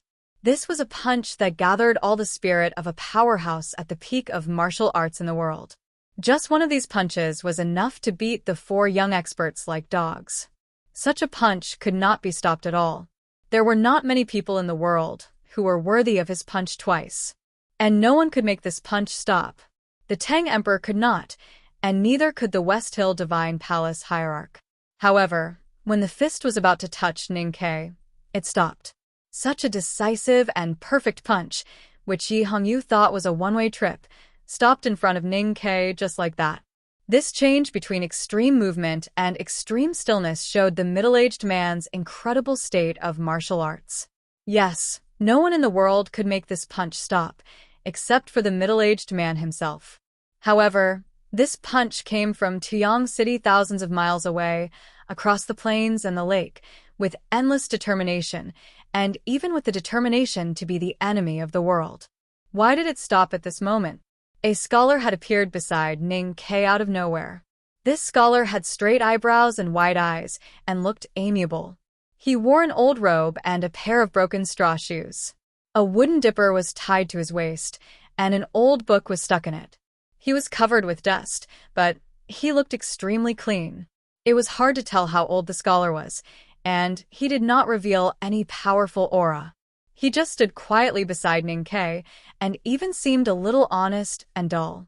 However, as long as he stood there, no matter how strong the punch was, no matter how decisive it was, the punch that could not be stopped had to stop, and did not dare to move forward at all. Because he was the eldest brother of the academy. Yes, dear, there's still one more chapter. To be continued. If you like this work, please come to Chidian.com to vote for it. Your support is my greatest motivation.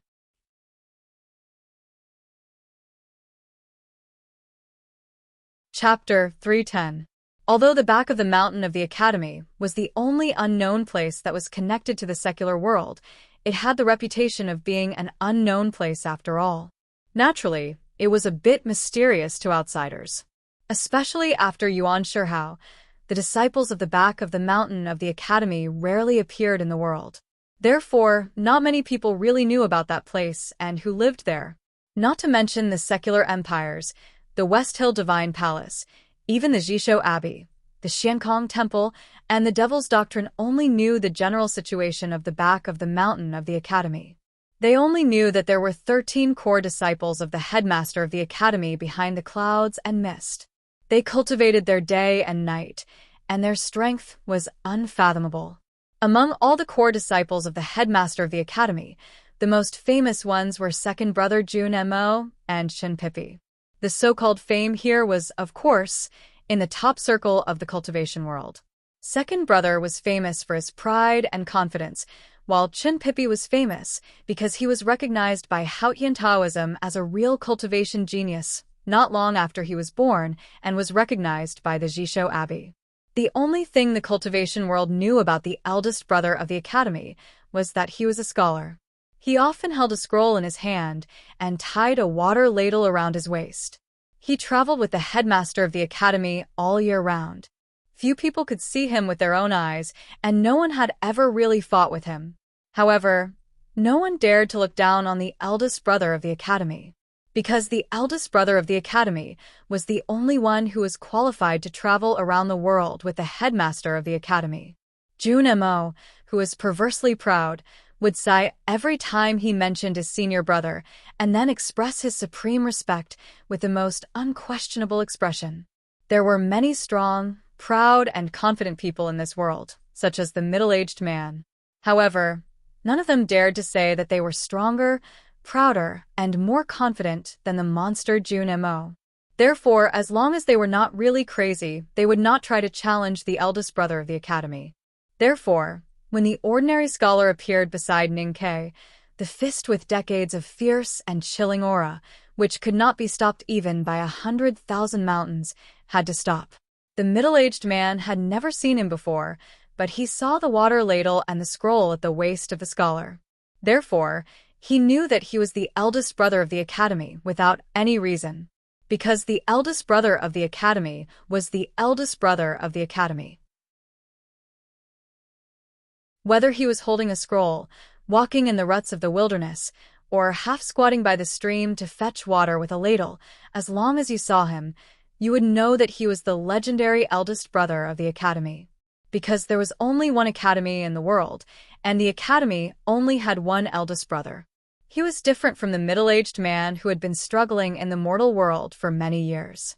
Even though he had meditated for many days by the Hulun Sea and tried to cut off the past from the past, he was still distracted by too many worldly thoughts and stopped his fist. He was different from the middle-aged man who had struggled in the mortal world for many years. Standing on the top of the snow-capped peak, Yi Su had always wanted to challenge the eldest brother of the academy.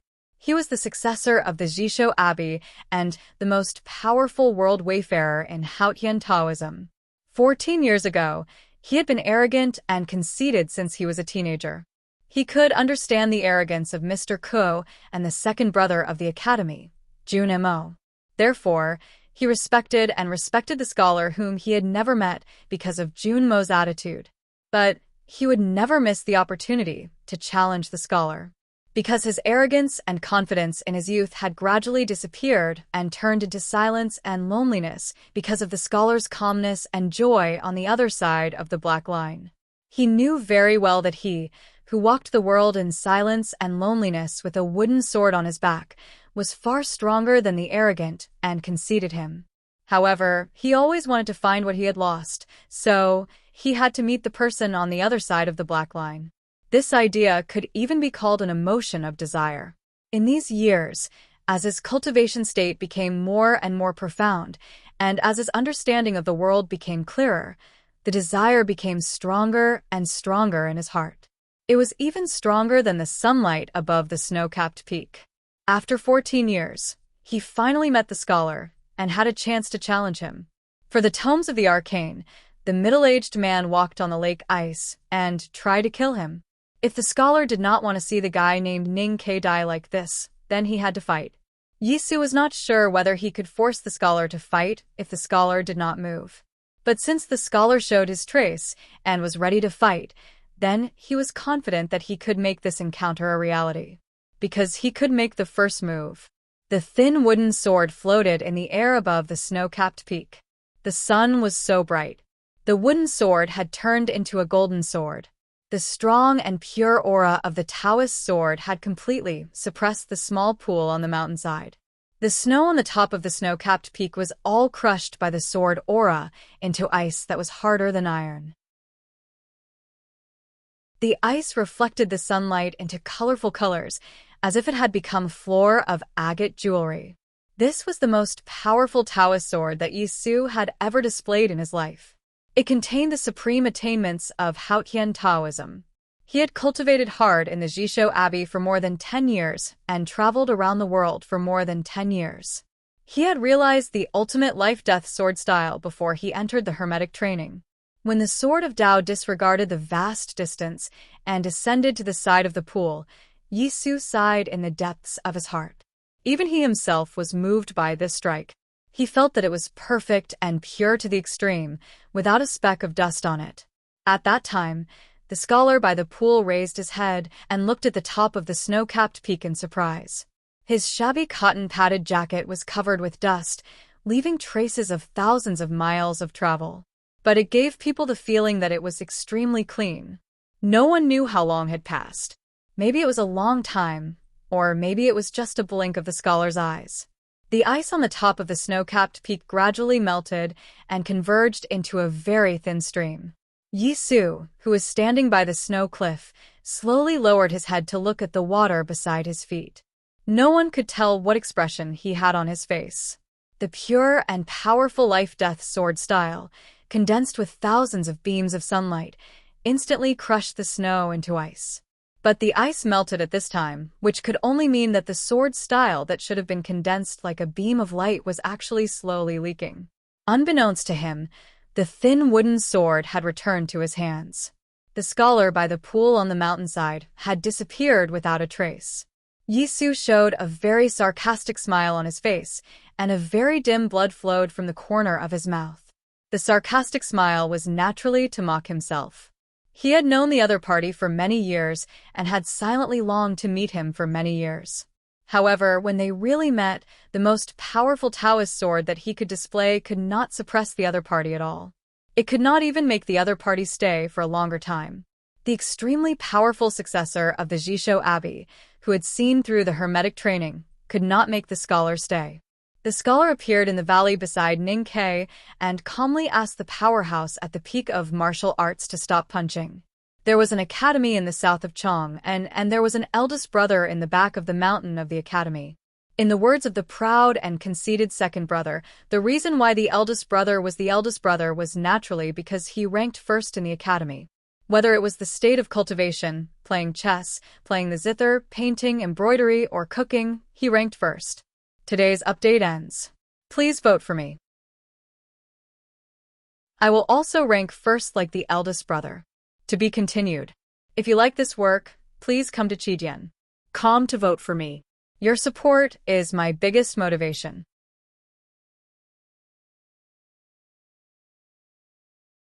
Chapter 311. It was not until the fist stopped that the wind in the tunnel suddenly roared. The natural energy was in a mess, and all the fog was blown away. The smooth and steep stone wall began to peel like a pastry that had been kept for a long time. The stone wall that had become brittle rustled and fell like a rain of paper-thin stone chips. The fist was extremely stable and did not tremble in the slightest. The hard knuckles were pale white, looking like a strong bamboo in the wind, or like the round handle of a steel knife. To be able to suddenly stop when the indomitable momentum had reached its peak, and to be able to be so stable, it proved that the middle-aged man who punched this fist was very powerful. But the more powerful the middle-aged man and his fist were, the more powerful the eldest brother of the academy was. The eldest brother looked at the fist calmly and did not say a word. The middle-aged man slowly bent his elbow and retracted his fist. The eldest brother's gentle eyes fell on the middle-aged man's face. The middle-aged man slightly lowered his head and silently took a step back. The eldest brother's eyes fell on the stone chips under the middle-aged man's feet. The middle-aged man slightly frowned and silently took another step back. The eldest brother calmly looked at his shoulder. The middle-aged man retreated again. The eldest brother continued to look at him. The middle-aged man retreated again and again until he was about to exit the passageway. At this moment, he suddenly stopped and slightly raised his thick silkworm-like eyebrows. He calmly looked back at the eldest brother's gentle eyes and opened his blood-red lips slightly. He said in a voice that was like metal and stone, "I'm sorry." As the two words burst out from his lips, the half-stretched fist in front of him slowly loosened. The 5 fingers slowly released like old bamboo blooming, and then suddenly shrank. An extremely powerful and overbearing aura was released from the middle-aged man, making his clothes flutter in the wind. An invisible force was released between the 5 fingers that were spread out and then closed again, aiming at Ning Kei's chest and abdomen through the air. After all, he was a powerhouse at the peak state of martial arts. Although he was afraid of the eldest brother of the academy, it did not mean that he would become a coward in front of him and would not dare to attack at all. When the eldest brother appeared, he had been showing weakness and retreated again and again.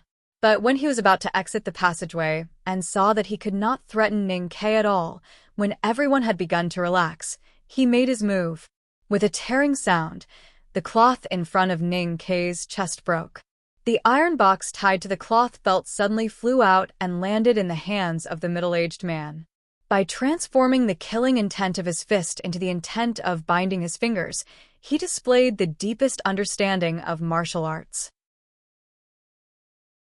His grasp of timing and his strong decisiveness allowed him to apply the art of war to the confrontation of force. He could be said to be like a god in the art of war. There were very few people in the world who could cultivate martial arts and the art of war to the pinnacle. Even in the Great Tang Empire, only the 4 great generals could do it. With the iron box in hand, the middle-aged man had nothing else to ask for. He looked at eldest brother silently and continued to slowly retreat out of the valley. His speed did not seem to increase, but he had retreated more than 10 feet in an instant. Looking at the figure of the middle-aged man retreating out of the valley, eldest brother was slightly taken aback. He was indeed surprised that the middle-aged man had clearly intended to retreat, but in the end, he still forced himself to attack. He sighed and said, "Why bothers?" Eldest brother did not speak too slowly, but his tone was a little light.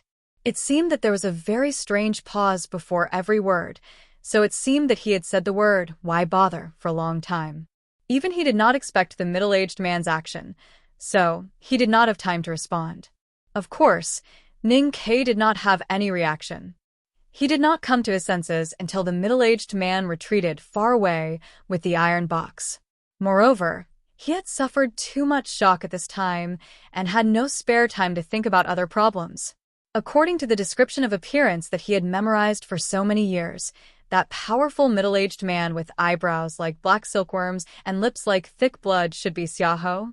The Xiaohou who killed the whole family of the general's mansion and turned his happy life into cultivation in the underworld?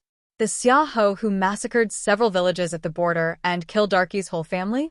And who was this scholar who wore a tattered coat and straw sandals beside him? Ning Kei had seen him on the first day he entered the academy. He clearly remembered this clean, amiable, and trustworthy scholar who made him fearful. He remembered that the scholar wanted to exchange the water ladle at his waist for his big black umbrella. At this time, he had already guessed that this scholar was probably his eldest brother. After eldest brother sighed, he looked at Ning Kei and asked, "Is the box important? Do you want to snatch it back?" Ning Kei did not understand why the middle-aged man, who might be Xiaohou, wanted to snatch the iron box. He also did not understand why the scholar, who might be his eldest brother, could still ask such a slow question at this time. The box contained the ashes of Master Lotus, which was not worth a single cent. Of course, there was no need to take the risk to snatch it back. However, the other party had already snatched it for such a long time. Wasn't it a little too slow to ask him now? Suddenly, he remembered that Chen Pipi had once told him that eldest brother was very serious when he did things. That was why he moved very slowly, very slowly. Today, he had seen that eldest brother was indeed a very slow person. Ning Ke bowed respectfully and said with his head lowered, "The box is not important. There is no need to snatch it." Then he raised his head and looked at it seriously. It was a scholar who wore a cotton-padded coat and tattered shoes. An old book was stuck at his waist, and a water ladle was tied to it. He did not give off any strong aura, nor was he tall or mighty. However, standing beside the scholar, Ning Ke felt inexplicably safe. He felt calm and happy, as if he had returned home and knew that no one would dare to bully him.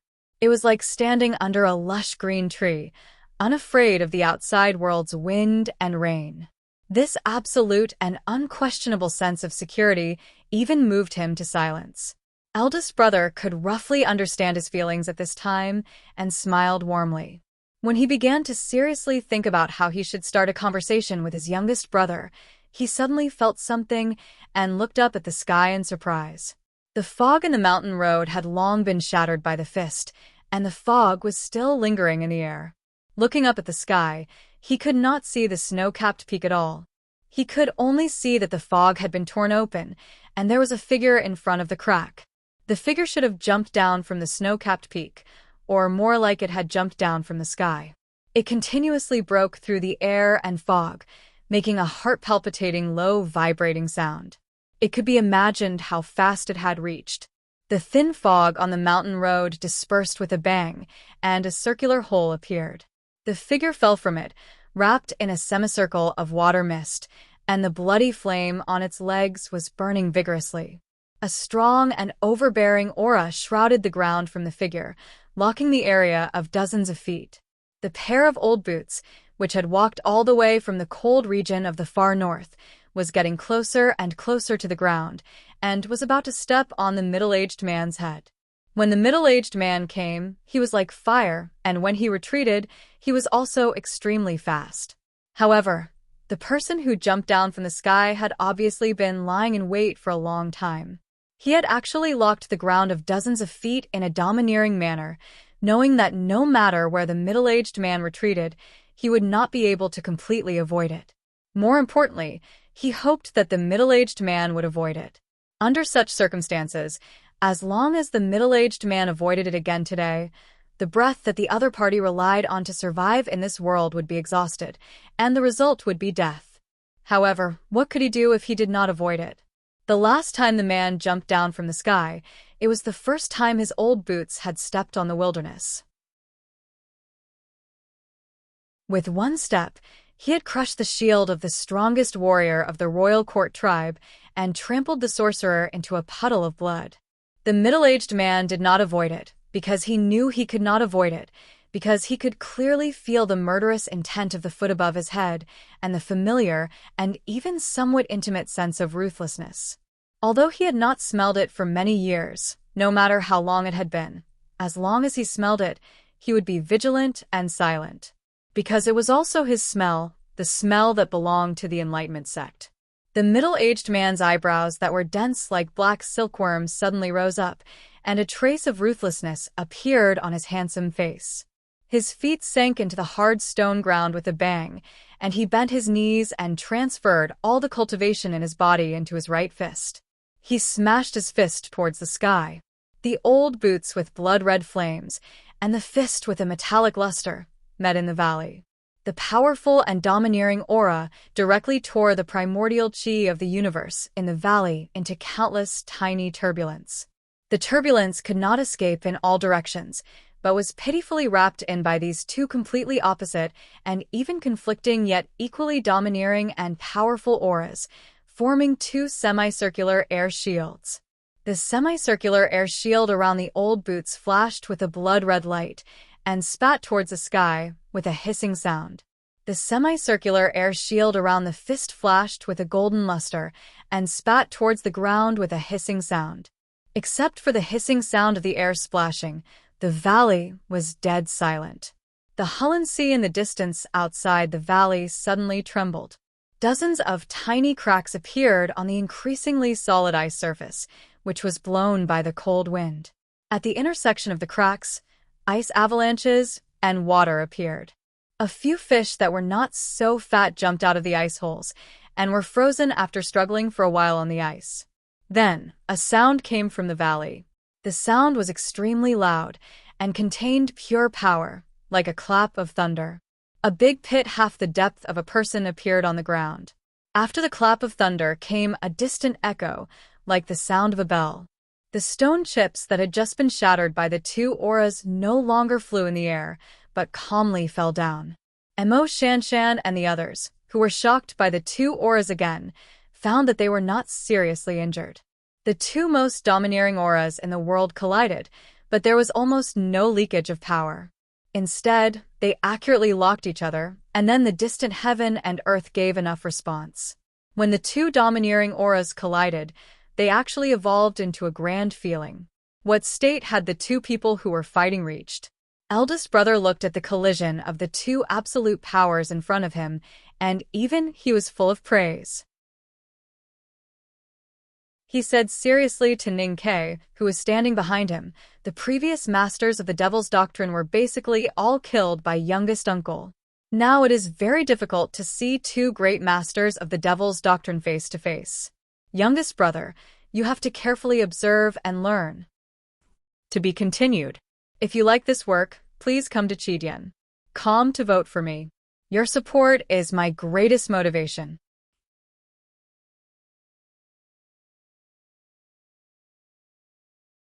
Chapter 312. Hearing this, Ning Ke found a shocking truth. The man who jumped down from the sky was probably Tang, the world wayfarer of the Devil's Doctrine mentioned by Qin Pipi. But Xia Ho was a general of the Tang Empire and a visiting professor of the West Hill Divine Palace. Why did eldest brother say that he was also a powerhouse of the Devil's Doctrine?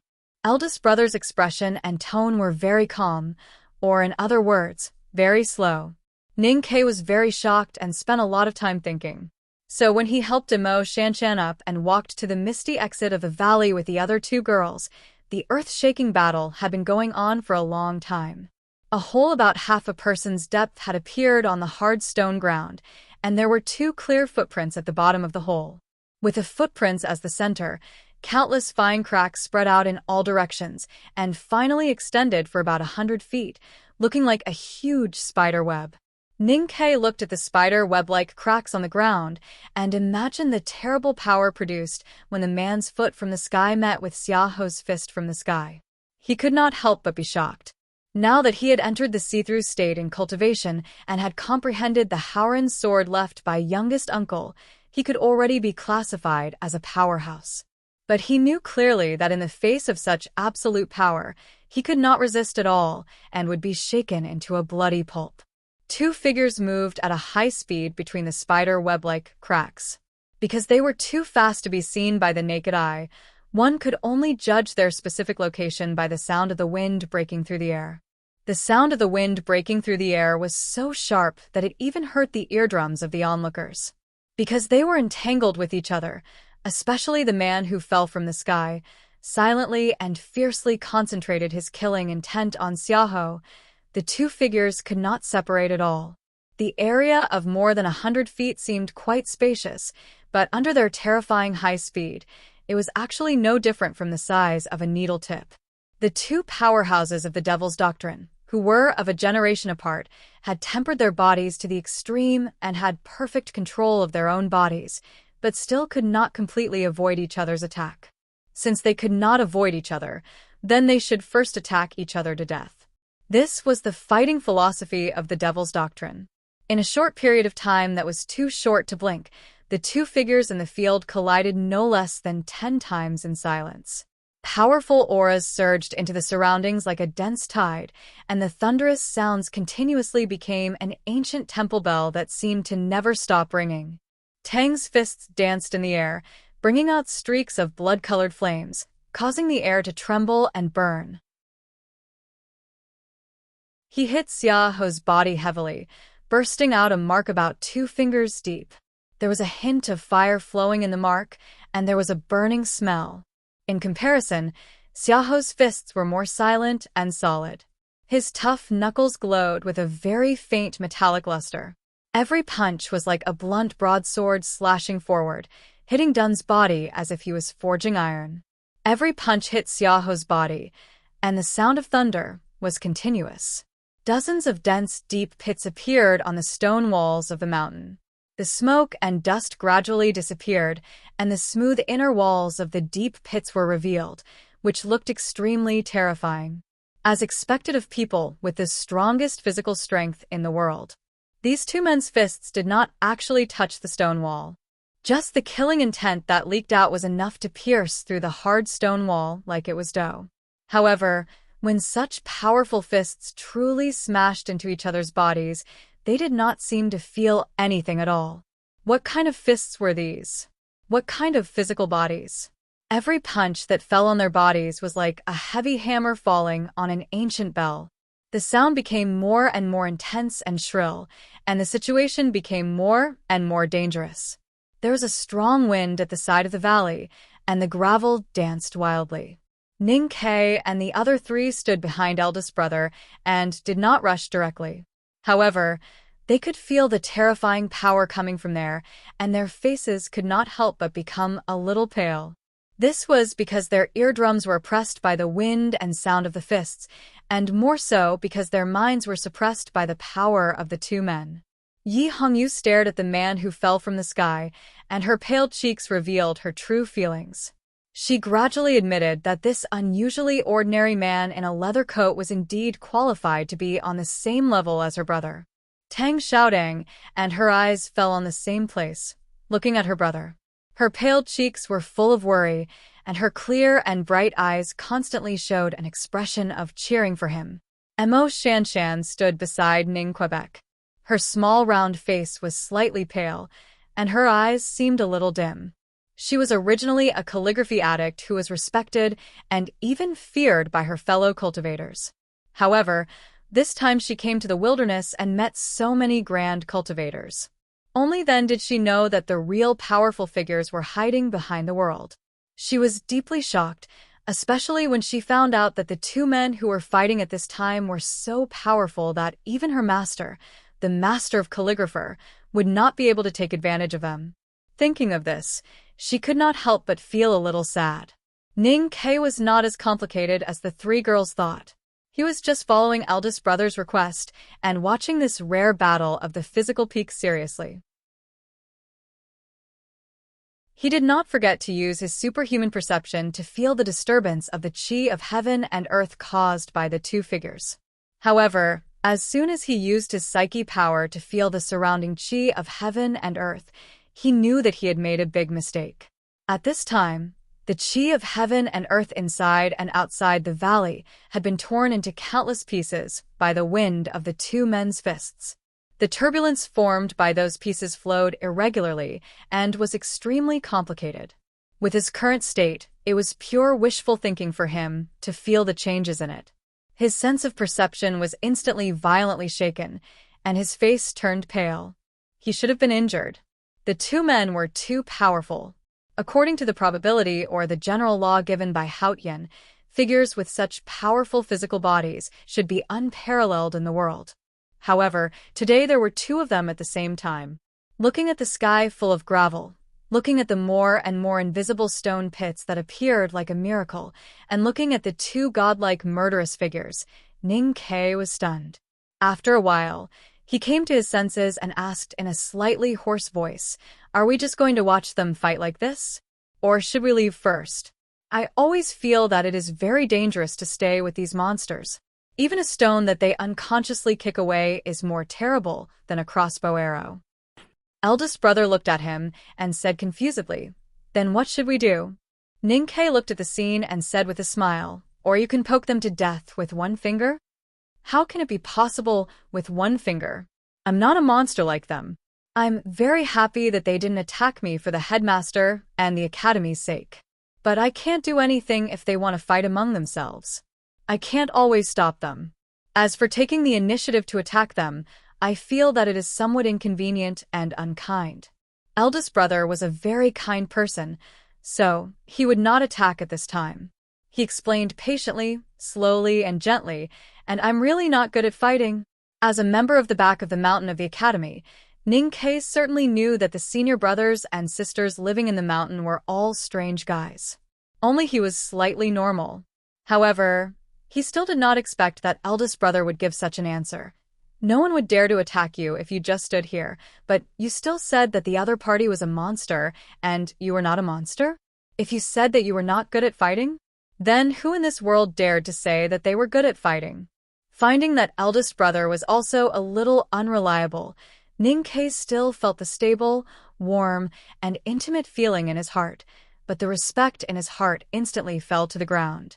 He ignored eldest brother and quietly moved to Tang Xiaotong's side, asking, "Your brother?" Tang shouting nodded. Ning Kei thought that it was true. The only person who could fight with Xia Ho, a powerhouse at the peak state of martial arts, was the world wayfarer of the Devil's Doctrine. He then asked, "Why do people in your family like to jump down from the sky?" Tang shouting nervously watched the fight and casually answered, "It's hard to fall down, so I'm too lazy to walk." Ning Kei's body slightly stiffened, thinking that this pair of brother and sister from the Devil's Doctrine were really a pair of wonderful people who were extremely lazy. At this moment, the two roaring figures in the field finally stopped. In the battle, Tang's leather coat had already been fluttered like butterflies under Xia Ho's iron fists and then fell to the ground like lead weights. His upper body was naked, and his muscles were as hard as rocks. The skin surface of his face and body was condensed with a very thin layer of iron, especially in his eyes, which faintly revealed an ominous feeling of rust. Xia Ho's silkworm-like eyebrows were completely burnt and had lost all vitality. He looked like a lifeless black insect. His eyes were filled with a strong sense of dryness, as if there was an autumn hidden in them. Tang looked at him indifferently and said, "You want to take the tomes of arcane, so I will take your life." Xia Ho slowly tore off the tattered clothes on his body, revealing the armor underneath. He looked at Tang indifferently and said, "There are many people in this world who want to kill me, but at least no one has succeeded so far." Today, the battle between the two generations of powerhouses in the Devil's Doctrine began with Tang's supreme killing intent. He silently followed behind Ning Kei and the others, waiting for Xia Ho to appear and snatch the tomes of arcane. He had been silently waiting for this sneak attack, or rather, to kill, for this opportunity for many years. He had the advantage of time, place, and people, so Xia Ho's injuries were obviously more serious than his. However, Xia Ho did not die after all. Even though Xia Ho's chest and abdomen had suffered numerous heavy punches, and the cotton coat on his body was full of holes like the mold of the Academy's plum cake, and his aura was extremely dry and gloomy, he still stood there like an unshakable mountain. Years ago, the traitor of the Devil's Doctrine had personally cooked and killed the Saintess, surrendered to the West Hill Divine Palace, and became a visiting professor. He had led the army in the Tang Empire for many years, and such a powerful person would not die so easily. After a moment of silence, Tang said, "Your injuries are much more serious than mine. I still have a chance." Xia Ho shook his head and said, "After all, you are not your teacher. So no matter how serious my injuries are, you can't kill me on the spot. You are the evildoer of the Devil's Doctrine, and I am a visiting professor of Haotian Taoism, an imperial general. In this bright world, under the brilliant Haotian, how can you have a chance to kill me?"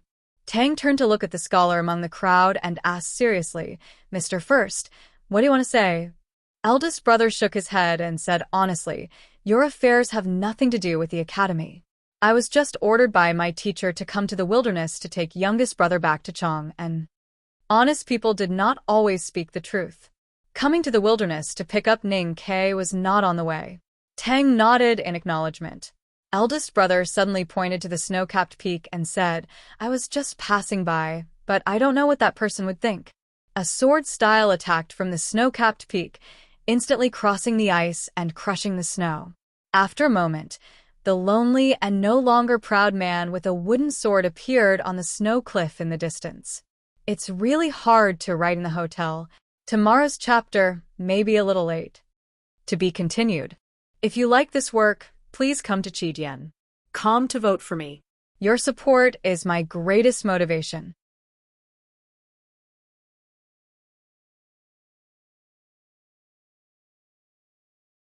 Chapter 313.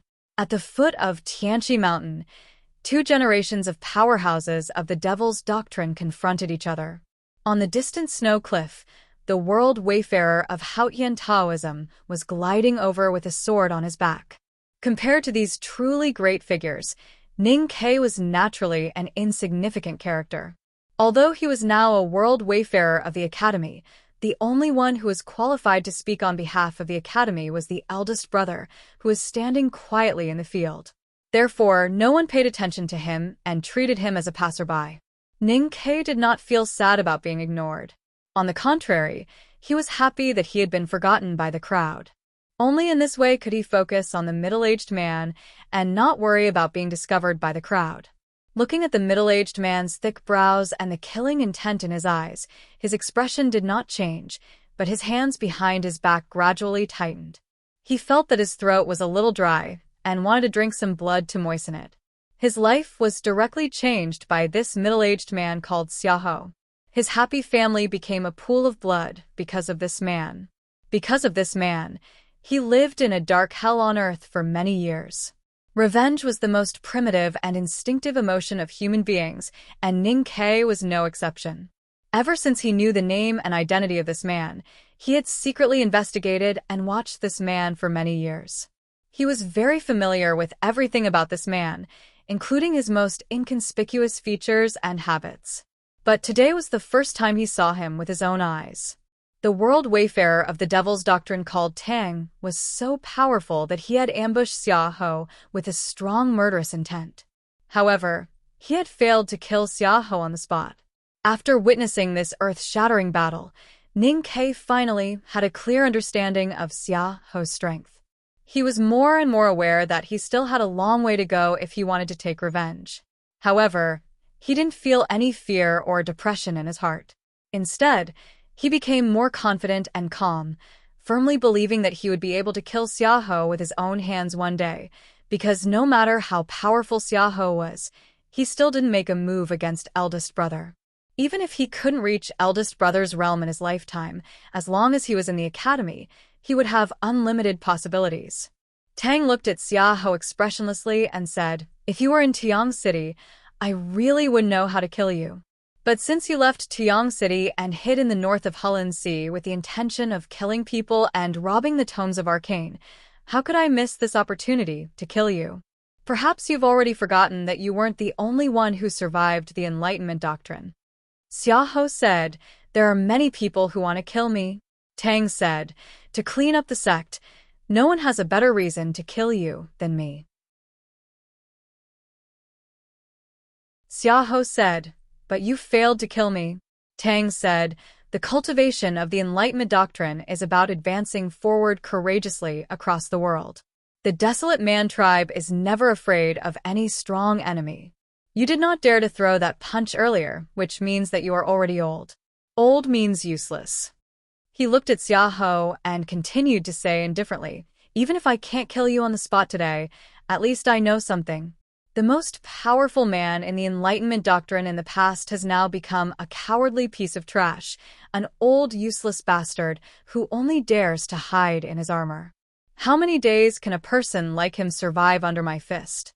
After a moment of silence, Xiaohou looked at Tang and said sarcastically, "Have you just finished adjusting your qi circulation?" Dun said, "You're almost there. Yisu still needs some time to get here."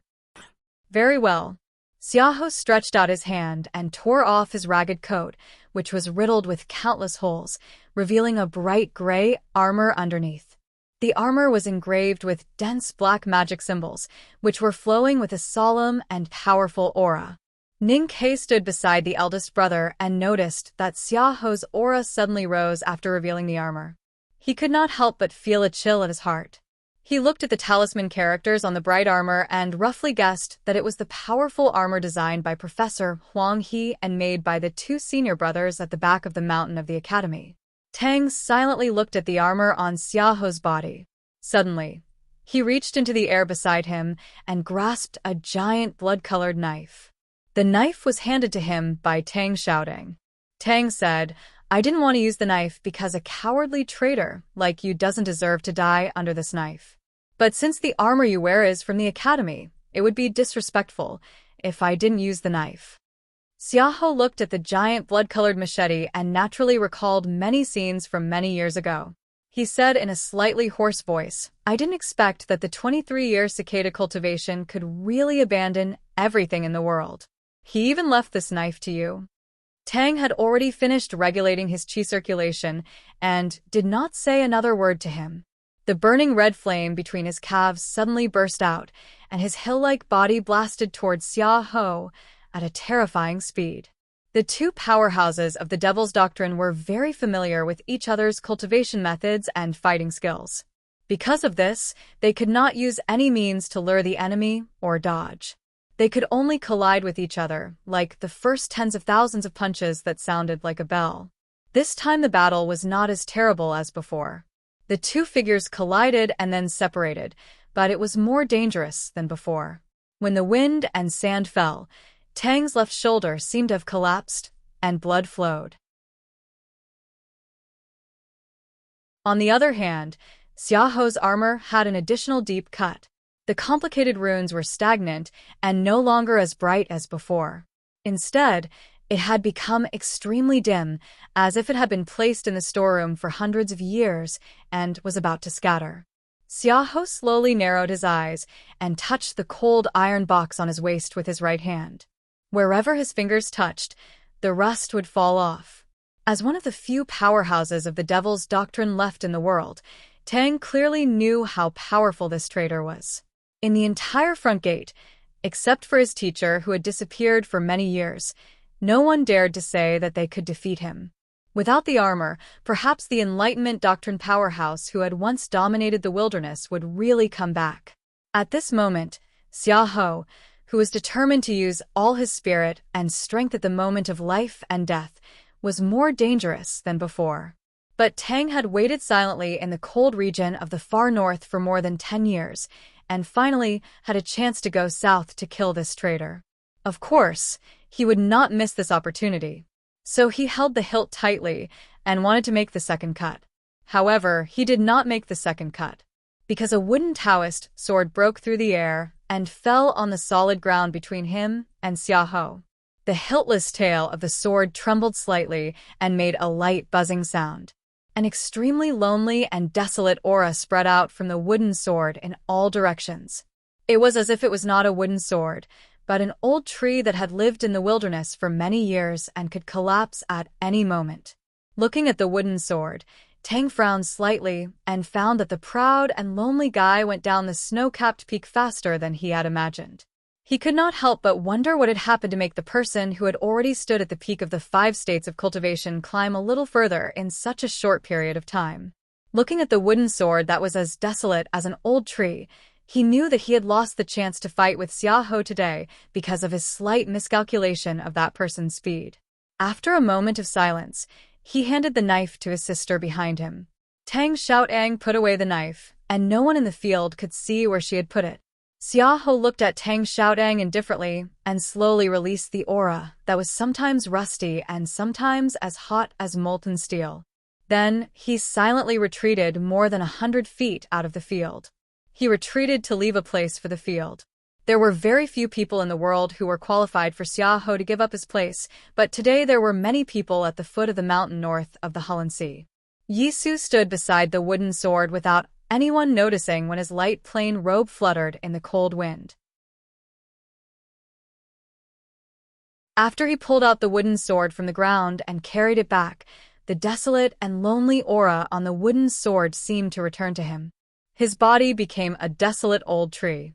This was the first time that Ning Ke saw Yisu, the successor of Jishou Abbey. He did not know his identity at this time, but he guessed that he must be a great person. Many years later, before the final battle, he told Yisu about their encounter at the foot of Tianqi Mountain. Many years later, Yisu had no impression of Ning Ke at that time, but Ning Ke had a deep impression of him. I have never seen a person who can be so lonely. It seems that his feet are not standing on the ground of the human world, but another world. And he is clearly alive, but I feel that he has been dead for many years. This is not accurate. I should say that you seem to be alive and dead in my eyes at that time. I feel sorry for you. Yi Su did not know that a guy whom he regarded as a passerby was pitying him at this time. In his eyes, there was only the scholar in the old coat and worn-out shoes who did not seem to have a sense of existence. After a moment of silence, and no one knew what he was thinking, he calmly greeted the other. "Greetings, Mr. First." Eldest brother replied. "Hello?" Yi Su turned his head and looked at the iron box that Xiaohou had unknowingly held in his hand. Tang's eyes also fell on the iron box. Everyone in the field looked at the iron box, except for Yi Hongyu, who looked at Yi Su with a complicated expression. Even the eldest senior brother was looking at the iron box. However, his calm and gentle gaze did not have any determination to seize it. There was only a strange curiosity. Yi Su suddenly said, "Elder Xia has taken back the tomes of arcane for Haotian Taoism. Congratulations." Tang said, "People in Haotian Taoism are still as shameless as years ago." Xiaohou said indifferently, "This has nothing to do with Haotian Taoism." Hearing this answer, Yi Su was silent. The emperor and ministers of the Tang Empire were suspicious. Xiaohou had entered the wilderness to steal the tomes of arcane and tried to kill the guy sent by the academy. He would not be able to explain to Chang'an afterward. At this time, he was surrounded by people at the Hulun Sea. If he still wanted to keep his reputation and power, he could only rely on his status as a visiting professor of the Divine Hall. Yi Su congratulated him and gave him a chance to get out of trouble. He only needed to exchange the tomes of arcane for it, but Xiaohou did not accept it. Yi Su understood why he did not want to accept it. The dignified general of the Tang Empire could do such a thing. He must have made up his mind and wanted to completely cut off the past years. Moreover, the situation at the Hulun Sea was very complicated, so he still had a chance. The most important thing was that Mr. First of the Academy had not said anything. The Ming hand scroll of the tomes of arcane would appear in the wilderness. This was an edict issued by the great divine priest of revelation after he returned from the South Sea. No one in the world would doubt this, especially Yi Su, who knew that this must be the conclusion of the Abbey Dean. Because of this, many countries in the world sent people into the wilderness to try to enter the front gate of the Devil's Doctrine. In the end, Ning Ke and the others succeeded. However, those who were really qualified to steal the tomes of arcane had been secretly waiting. The tomes of arcane were cicadas. Ning Ke and the other young generation were mantises. Xiaohou was the oriole. Tang and Yi Su were the hunters.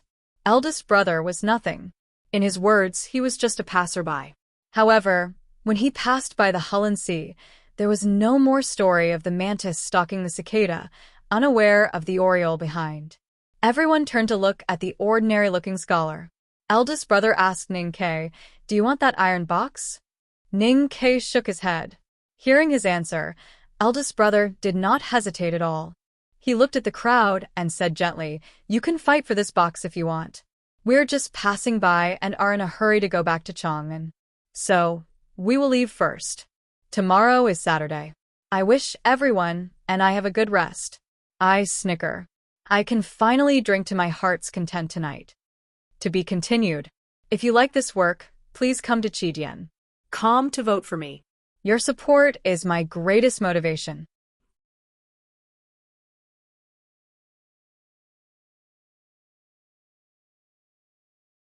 Chapter 314. This sentence represented the attitude of the Academy, indicating that they had no intention of participating in the fight for the Ming hand scroll of the tomes of arcane. Then why did the Academy change the location of the practice meeting to the frontier fortress of the north of Yen Kingdom? Why did the back of the mountain of the Academy send Ning Ke all the way to the north? Yi Su frowned slightly. Obviously, he did not understand the meaning of the Academy defining themselves as passers-by. He looked at eldest brother thoughtfully. Xiaohou obviously did not expect the situation to develop in this way. His thick eyebrows suddenly raised. If the academy left, how could he, who was between the Taoism and the devil's sect, live? Tang looked at Xiaohou and said in a low voice, "I have said that you are old. Only an old and dying man will pin the opportunity to change his fate on illusory legends or things like the Tomes of Arcane. If a volume of the Tomes of Arcane can really change everything, how could the Enlightenment doctrine be destroyed? How could the Abbey Dean always be floating on the South Sea?" Hearing Tang mention that his master was floating on the remote South Sea, Yi Su frowned even more. Xiaohou looked at Tang indifferently and said, "If you are not interested in the Tomes of Arcane, why are you here?" Tang said, "My purpose here is to kill you." Yi Su did not care about the confrontation between the two powerhouses of the Devil's Doctrine. Although Xiaohou was a visiting professor of the West Hill Divine Palace, the trip to the wilderness to obtain the Tomes of Arcane had obviously shown that the general had a disloyalty to the Divine Hall, just like his disloyalty to the Tang Empire. He just quietly looked at eldest brother of the academy. His eyes moved slowly on this scholar who had no sense of existence, as if he wanted to find out the real intention of his decision. Xiaohou slowly lowered his head and looked at the iron box in his hand. At this moment, there was a faint rainstorm-like sound of hooves coming from the Hulun Sea. The earth trembled slightly. Countless of the most powerful black-armored cavalry of the Tang Empire galloped from the south. The cavalry spread across the winter wilderness like an endless black tide. It was extremely shocking. Then, hundreds of papal cavalrymen of the West Hill Divine Palace in black armor with golden talisman roared from the east of the wilderness. In a very short time, they arrived at the Hulun Sea. They were silent and solemn, but showed a sense of sacredness and inviolability. When the two cavalrymen came to the Hulun Sea, they set up their respective formations and silently stationed their horses on the ice. However, the cavalrymen did not get off their saddles. They still sat on their horses and maintained the attitude of charging at any time. An oppressive and tense atmosphere enveloped the shore of the Hulun Sea at the foot of Tianqi Mountain. In the eyes of the world, the Tang Empire's black armored cavalry and the West Hill Divine Palace's papal cavalrymen were undoubtedly the two most powerful and terrifying cavalrymen. However, due to historical, political, and religious factors, these two cavalrymen had never confronted each other on the battlefield, at least not in history. Today, these two cavalries suddenly left the Central Plains and went deep into the cold lake of the wilderness, shouldering the task of providing support. They were an important part of the fight for the Ming hand scroll of the Tomes of Arcane. Could it be that they were finally going to have a big battle today? The heavy armored cavalry with amazing speed and terrifying charging force had always been a nightmare for all kinds of cultivators on the battlefield. That was because the carefully cast thick armor could allow the warhorses and cavalrymen to completely ignore the attacks of flying swords and the like. At this time, these people standing at the foot of the mountain north of the Hulun Sea were the strongest in the world. Of course, they were not ordinary cultivators who would easily die on the battlefield. Even in the face of the black armored cavalry, they still maintained their calmness and confidence. However, even if they were grand cultivators at the peak of the knowing destiny state, they were not willing to continuously collide with the heavy armored cavalry in the wilderness. This was because, whether it was the historical records of the West Hill scriptures or the records of the opening battles of the Tang Empire, there were stories of cavalry generals who went crazy and used hundreds of precious heavy armored cavalrymen to kill powerhouses at the knowing destiny state. The fight for the Ming hand scroll of the Tomes of Arcane finally came from the dark corner to the light of the world, with the cavalry gathering like dark clouds and black tides. It could no longer be hidden. Looking at the black armored cavalry of the Tang Empire by the Hulun Sea, the gentle smile on the face of the eldest brother of the academy finally disappeared. He looked at Xiaohou and asked softly, "General, do you want a rebel?" Yi Su lowered his head and said softly, "Elder Xia wants to betray Haotian Taoism and return to the embrace of the Devil's Doctrine." The voices of these two people were very calm and soft. However, they represented the Tang Empire and Haotian Taoism, the two most powerful forces in the world. No matter how powerful Xiaohou was and how loyal the northeast border military of the Tang Empire was, if he was abandoned by both parties at the same time, he would only die. Xiaohou said after a moment of silence, I am indeed old. The tomes of arcane are useless to you, so you don't have to care. But it is useful to me. At least I hope it can be useful to me, so I care very much. Then he looked at Yi Su and said expressionlessly, I am a visiting professor of West Hill, but also a general of the Tang Empire. I am a man of the secular world, so I have to borrow the power of the secular world. Today, neither you nor the Tang Empire have the confidence to keep me here. Mr. First will not intervene, so this tomes of arcane must be taken away by me. Eldest brother seemed to have thought of something and sighed. Why won't I intervene? Xiaohou said indifferently, because I will present the Ming hand scroll of the tomes of arcane to the emperor of the Tang Empire. Today, in front of everyone, I ask Mr. First to be my witness. According to the rules set by the headmaster of the academy, this is a political matter, and no one from the academy can interfere. As a general of the Tang Empire, he left his station without an imperial edict. Now, he even ordered more than 1,000 black armored cavalry to enter the wilderness.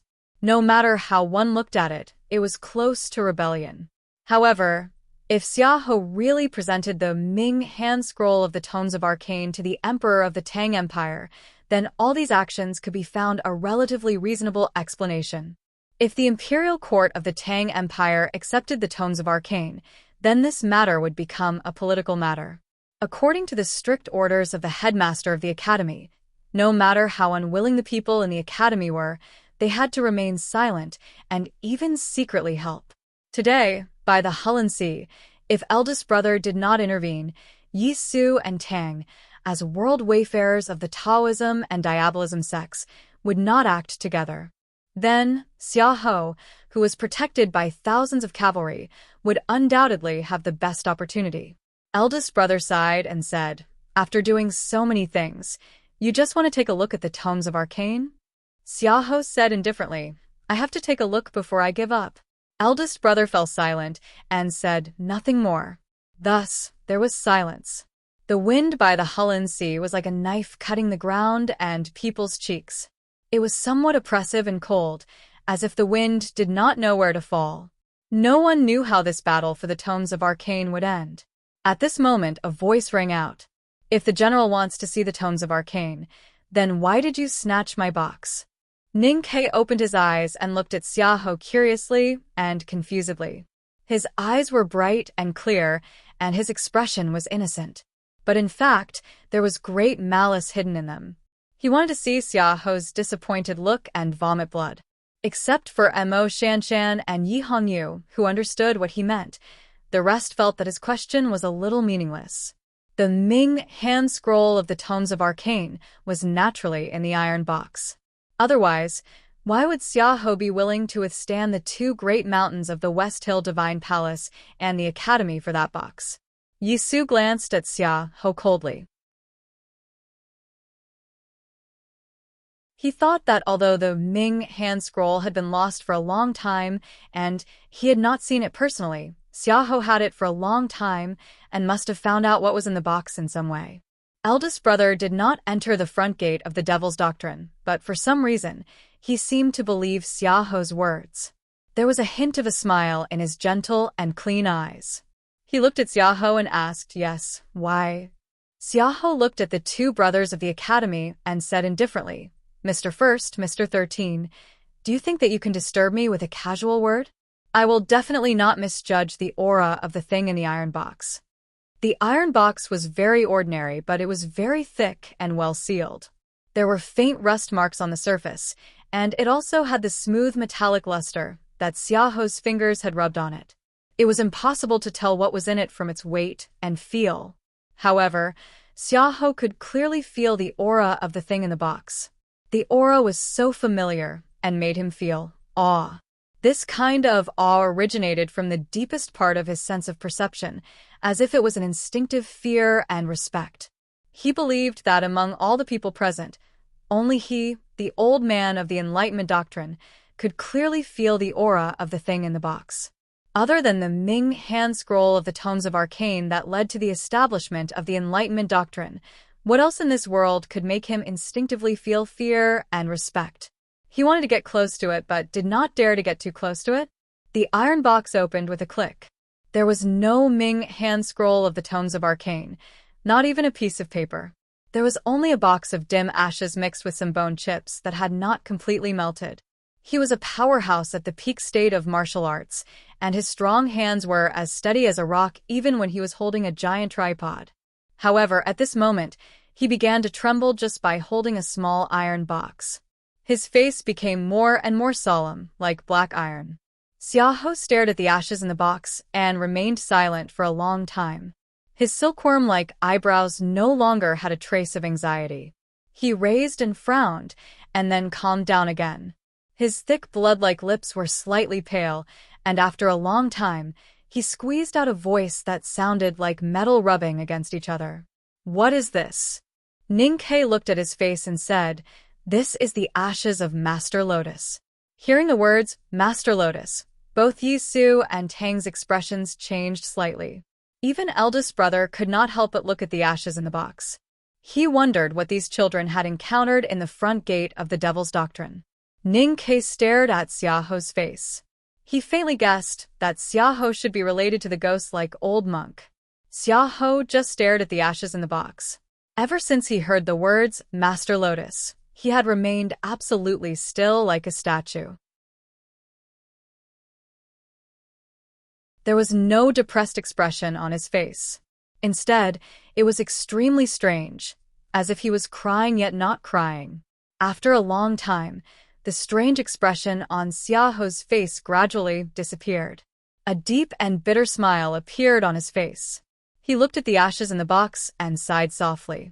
His knuckles that were holding the iron box suddenly turned pale, as if he was exerting force.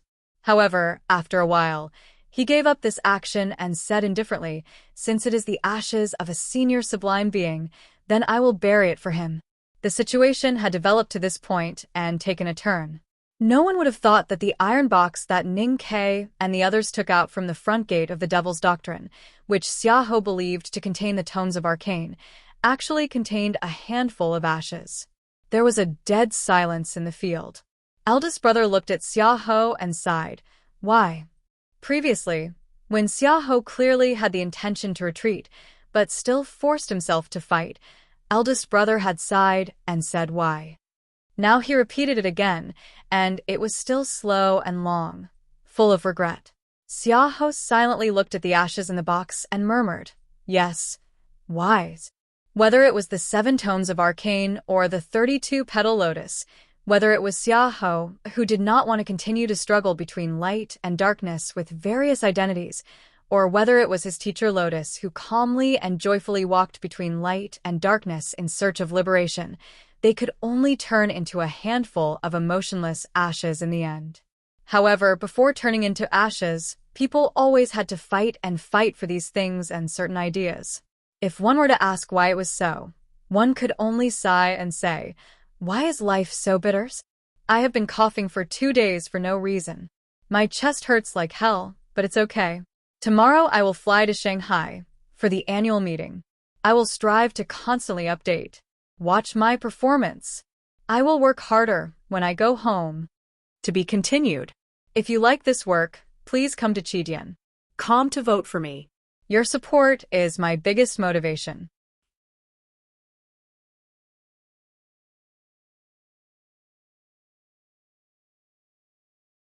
Chapter 315. Xiahou left. He held the casket full of ashes and walked toward the shore of the Hulun Sea.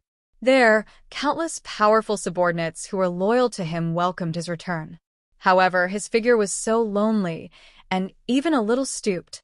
He no longer had the demeanor of a domineering and unparalleled general. Yi Su silently watched the figure gradually disappearing by the lake. He knew that this person was useless.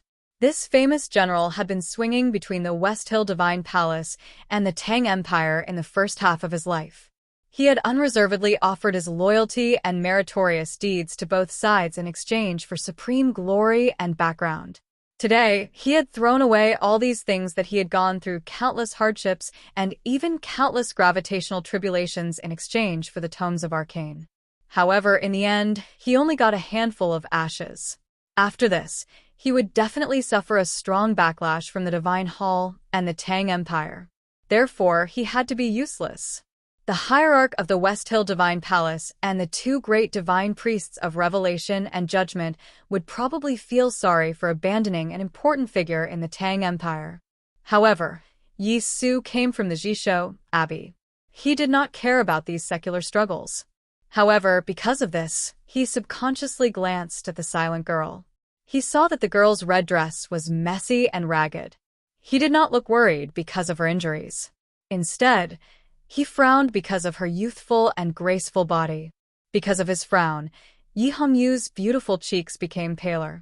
She had been staring at Yi Su since he came from the top of the snow-capped peak. Neither Xiaoho's iron box nor eldest brother of the academy could make her look away. However, Yi Su did not look at her. Until this moment, he finally looked at her. However, his eyes were filled with disgust. This fact made her feel extremely painful. Ning Ke noticed that her expression was a little strange. He followed her gaze and saw the man with a sword floating like a ghost. He thought that he had guessed the truth. He lowered his voice and asked, "Old lover?" Yi Hongyu slowly turned her head and glanced at him emotionlessly. She said, "I will kill you." Ning Ke quietly took half a step behind eldest brother and said proudly, "No one can kill me now." Tang shouting interrupted, "Don't talk nonsense. That is her brother."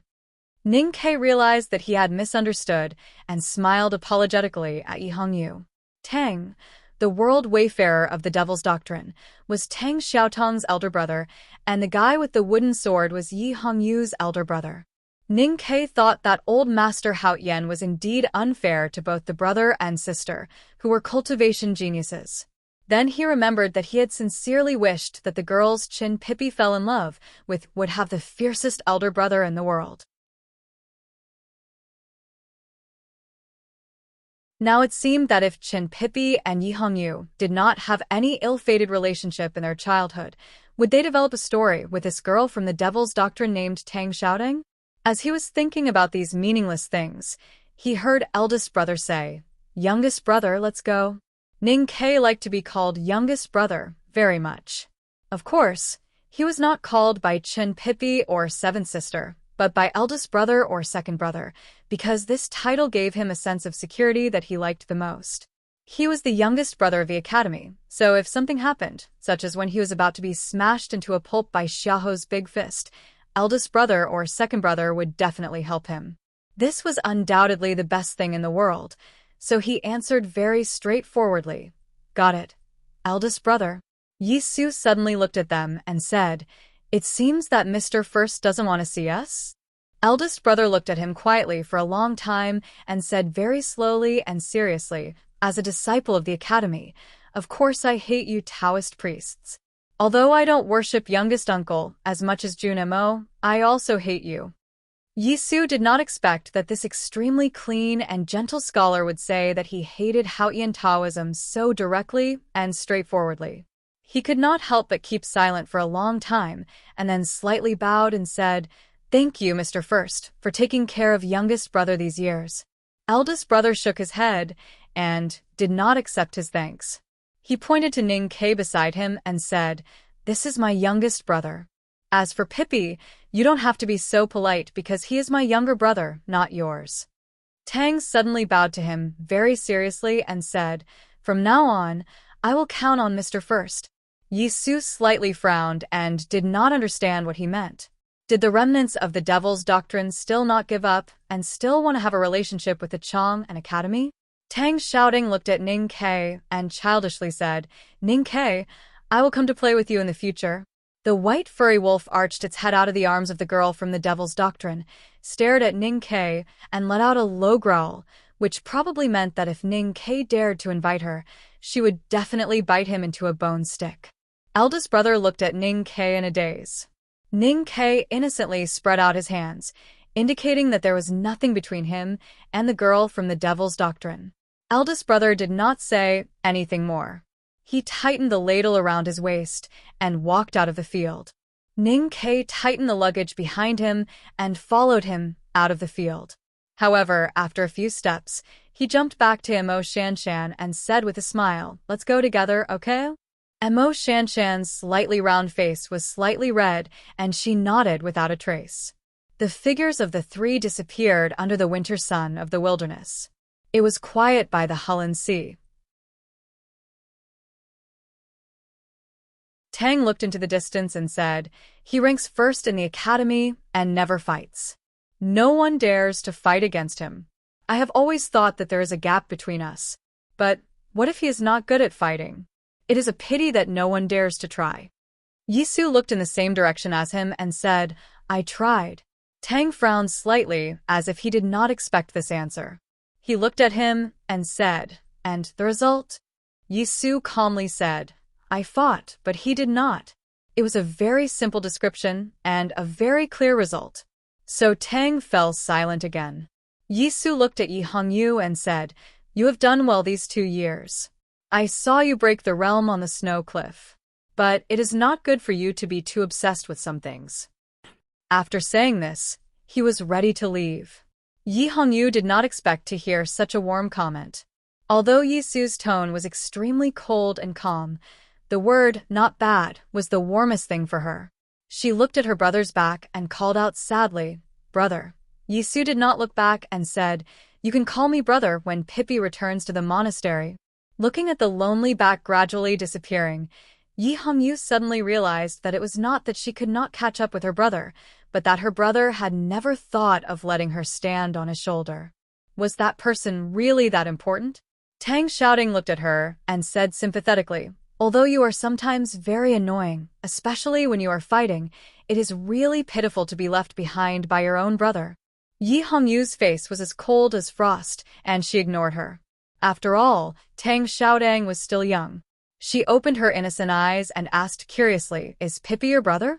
Otherwise, why would your brother be so angry with you because of him? Also, why did you bully that guy?" Yi Hongyu said tiredly, "That guy is the damn fatty that Ning Ke mentioned in the valley." Tang Xiaodang covered her mouth with her little hand in surprise, but her hand covered the beast's tail. She said, "A cultivation genius in knowing Destiny's state was bullied by you and had to run away from home. You are so powerful." Yi Hongyu did not know how to respond to this kind of praise. If she had known that the bullying and the hidden dark thoughts would eventually lead to her brother's indifference to her, she would never have done this. Tang looked at her and suddenly said, "Don't try to learn from your brother. Even if you are qualified to stand on his shoulder, you will become a living dead without a smell like him." Yi Hongyu said scornfully, "How can a remnant of the devil's doctrine like you understand this kind of Taoism?" Tang said expressionlessly, "But I know that if he leaves you here, I can kill you at any time." Taoism and the devil's doctrine could not coexist. Yi Hongyu was the Grand Master of the Judicial Department of the West Hill Divine Palace, so Tang had no reason not to kill her. However, for some unknown reason, or perhaps because the girl watching Yisu's back was just an inconspicuous and pitiful little sister who had lost her brother, he just silently left with his sister. Yi Hongyu stood there alone, thinking of her brother's lonely figure. After a while, she also walked slowly towards the papal cavalrymen of the Divine Hall by the Hulun Sea. There was no one at the foot of the mountain that was previously extremely tense and murderous. The people of the world came for the tomes of arcane, but in the end, they got nothing. All they saw was a box of the ashes of their predecessors. The dim winter sun shone on the cold wilderness. As the cold wind blew on the winter lake, the light became more and more desolate, making people feel lost. Parting was always bitter, but Ning Ke did not feel this, because he was sitting beside a wilted poplar forest with eldest brother, warming himself by a fire. There were some dried potatoes dug out from the ground buried under the fire, and there was a faint aroma. A horse neighed in the distance, sounding extremely excited and joyful. Ning Ke looked towards the source of the sound and saw the big black horse shaking its head like a madman beside the half-warm stream that was not completely frozen. Emo Shanshan was grooming the big black horse, and her entire head and face were wet because of the big black horse's disturbance. However, it was obvious that what she said outside the palace's tent was not all lies.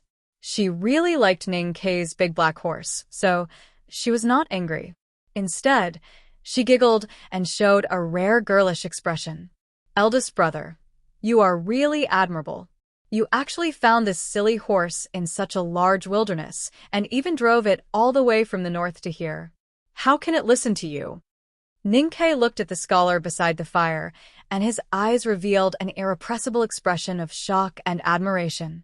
Eldest brother took a thick piece of firewood and slowly stirred the fire. He explained gently, "Teacher raises an old yellow bull, and I often deal with it, so they probably think it is more trustworthy. Speaking of which, youngest brother, your big black horse is not bad.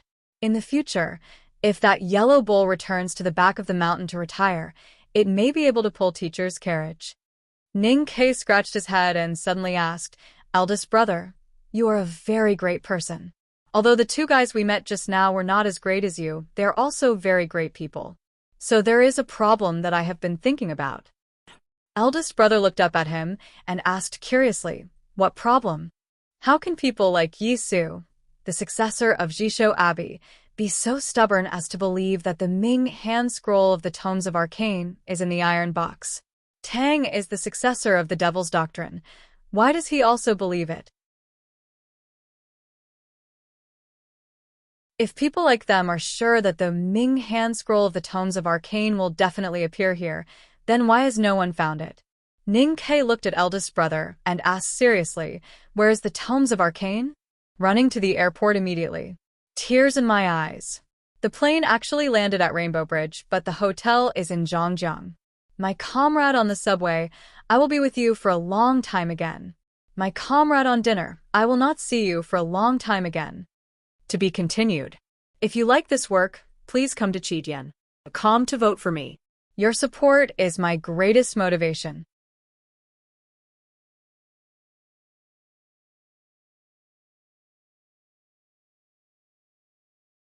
Chapter 316.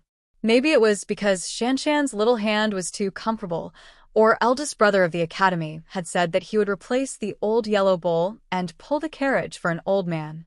Anyway, the big black horse suddenly became stiff by the warm stream. Its four limbs were stuck in the gravel, like a wooden horse. Ning Kei did not pay attention to the silly horse's movement. He just stared at eldest brother's eyes and waited for an answer with expectation and curiosity, even if it was just a guess. For this tome of Arcane, he had traveled all the way from the frontier fortress of the north of Yen Kingdom. He had experienced many hardships, and even the threat of death. It was really hard for him to accept that everyone had scattered after a fight and no one mentioned the whereabouts of the Tome of Arcane again. Eldest brother thought for a while and said with a smile, "Since the great divine priest of Revelation said that the Tomes of Arcane would appear in the wilderness, I think Yi Su would believe it, and Tang wouldn't doubt it." As for why everyone was staring at the iron box, it was probably because Xia Ho felt the aura in the iron box and firmly believed that the Tomes of Arcane were inside. He had paid such a high price and made such a determination for the Tomes of Arcane, so he wouldn't make a mistake in such an important judgment. Therefore, Yi Su and Tang also believed that the Tomes of Arcane were in the box. What did Xia Ho feel that made him regard Master Lotus Ashes as the Tome of Arcane? Ning Kei frowned slightly and said, "I can guess that there is a relationship between him and Lotus." "What is their relationship?" Eldest brother said, "Xia Ho is Lotus's disciple. Now it seems that you have a special encounter in the front gate of the Devil's Doctrine. I think you know what kind of person Senior Lotus is.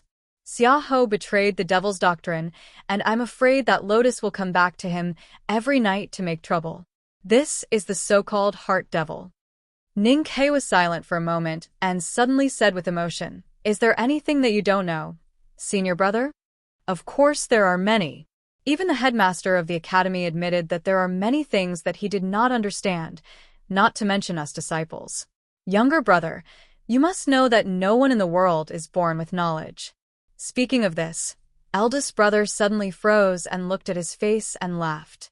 Ning Kei did not notice the message hidden in eldest brother's expression. he said in distress. Senior brother, why do I feel that the topic seems to have been diverted to the South Sea? Can you stop interrupting and tell me where the Tome of Arcane might be? Eldest brother and youngest brother of the academy had their first long talk beside the warm bonfire in the bitter cold wilderness. In Ning Kei's memory, this long talk was very warm and peaceful, without any strangeness like when they first met. It was very smooth, but in fact it was not smooth at all. This was because eldest senior brother's rhythm was too slow. He seemed to think for a long time before he spoke, making sure that there were no mistakes or misunderstandings before he spoke. Moreover, this hypnotic rhythm could very well divert the topic to another place. Ning Kei asked about the whereabouts of the Ming hand scroll of the Tomes of Arcane. In the end, after a while, it turned into him reporting to the eldest brother about his whereabouts after leaving Chong and coming to the wilderness.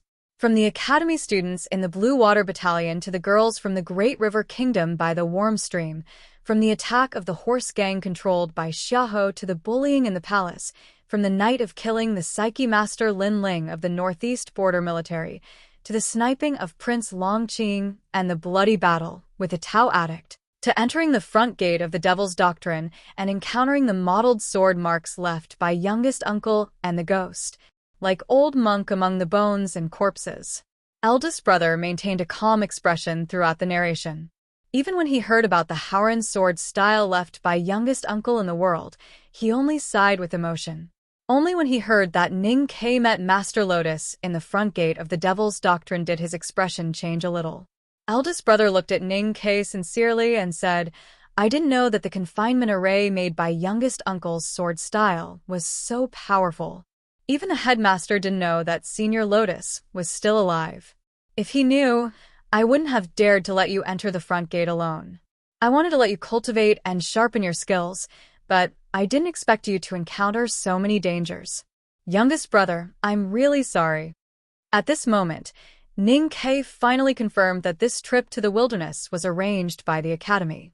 The headmaster of the academy and eldest brother had indeed been secretly watching him.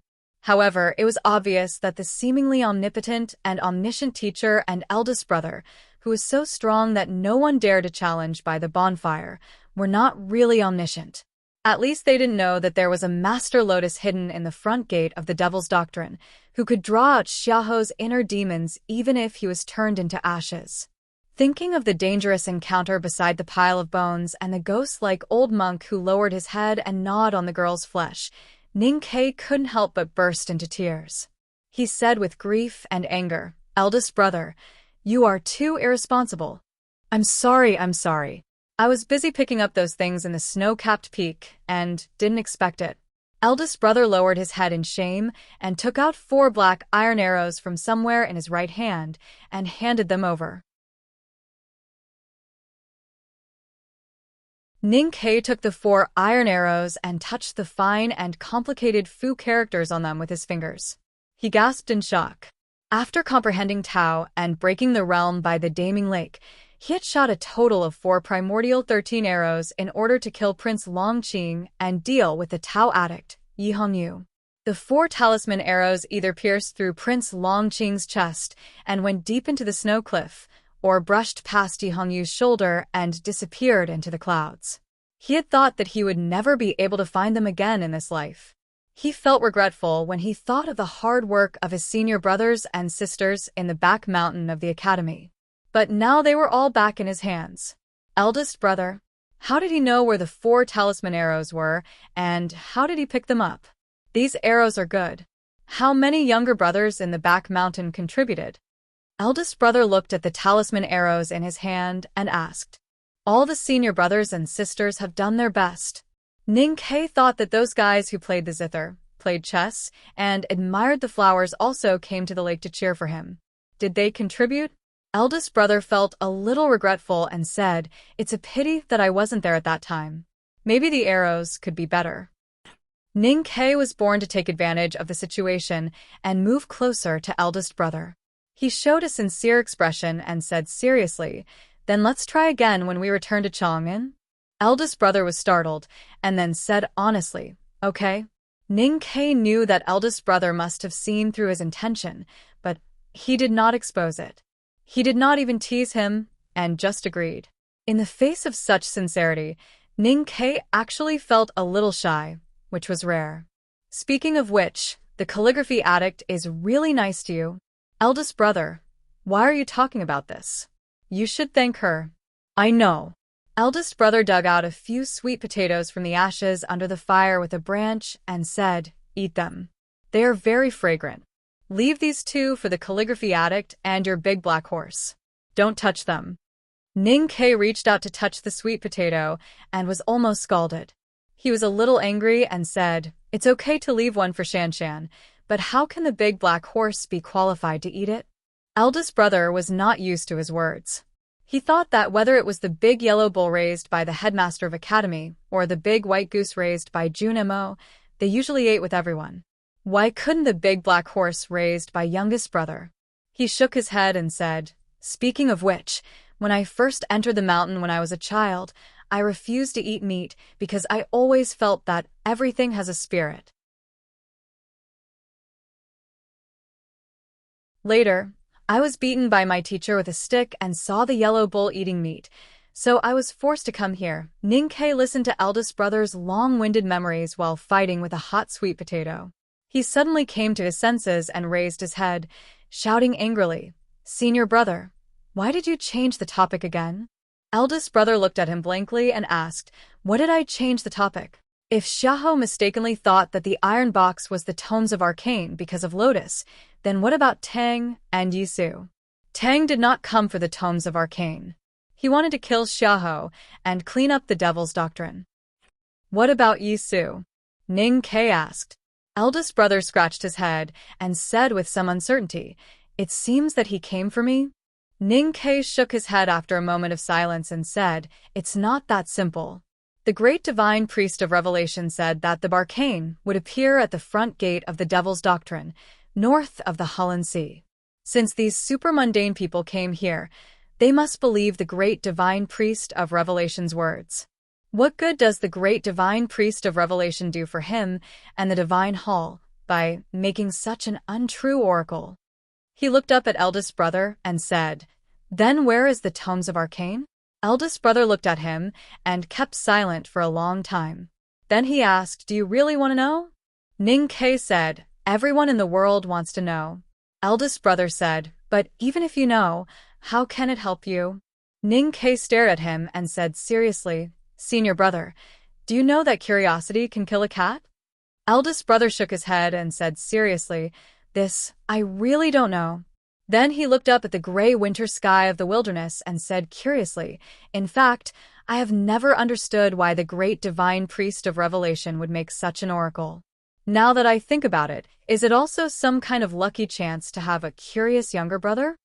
After saying this, he took out the old book from his waist and handed it to Ning Quebec. Ning Ke took the old book in a daze and vaguely understood something. But he could not believe his own judgment at all.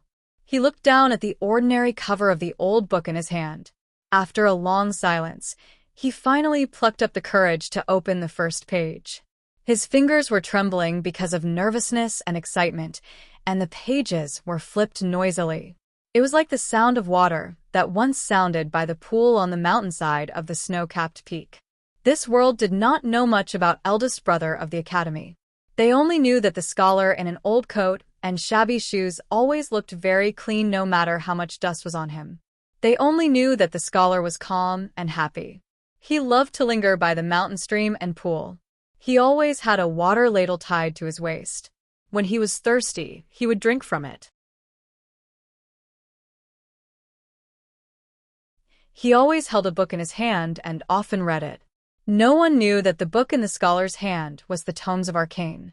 The Ming hand scroll of the Tomes of Arcane that had been lost in the wilderness for many years and had never appeared in the world. It was quiet by the bonfire for a long time. In fact, Ning Ke did not dare to read the old book seriously because he did not know what would happen after reading it. After a long time, he raised his head with difficulty and asked in a trembling voice, "This Tomes of Arcane has always been in your hands?" Eldest brother admitted honestly, After observing the clouds at dusk that year and breaking the realm, the headmaster has always given it to me for safekeeping. Ning Ke gasped and then realized that the number of times he had gasped today seemed to be more than the number of times he had gasped in the past decade. He could not help but lament. No wonder senior brother sighed at Xiaoho's suffering. The Ming hand scroll of the 7 tomes of arcane had always been in the hands of eldest brother of the academy. However, no one in the world knew about it. Countless people were greedy for it and fought for it with their lives. Some people, like Xiaoho, did not hesitate to give up everything in the first half of their lives. Why did he have to suffer? Why was life so bitter? Fortunately, Ning Ke was now the youngest brother of the academy. For the academy, all kinds of bitterness in life were usually the bitterness of others. It's here. I'm tired. I can't drink too much at night. I need to write. Besides, it's the middle of the month. Everyone has a new monthly ticket. Hurry up and vote. Thank you. To be continued. If you like this work, please come to Qijian. Com to vote for me. Your support is my biggest motivation.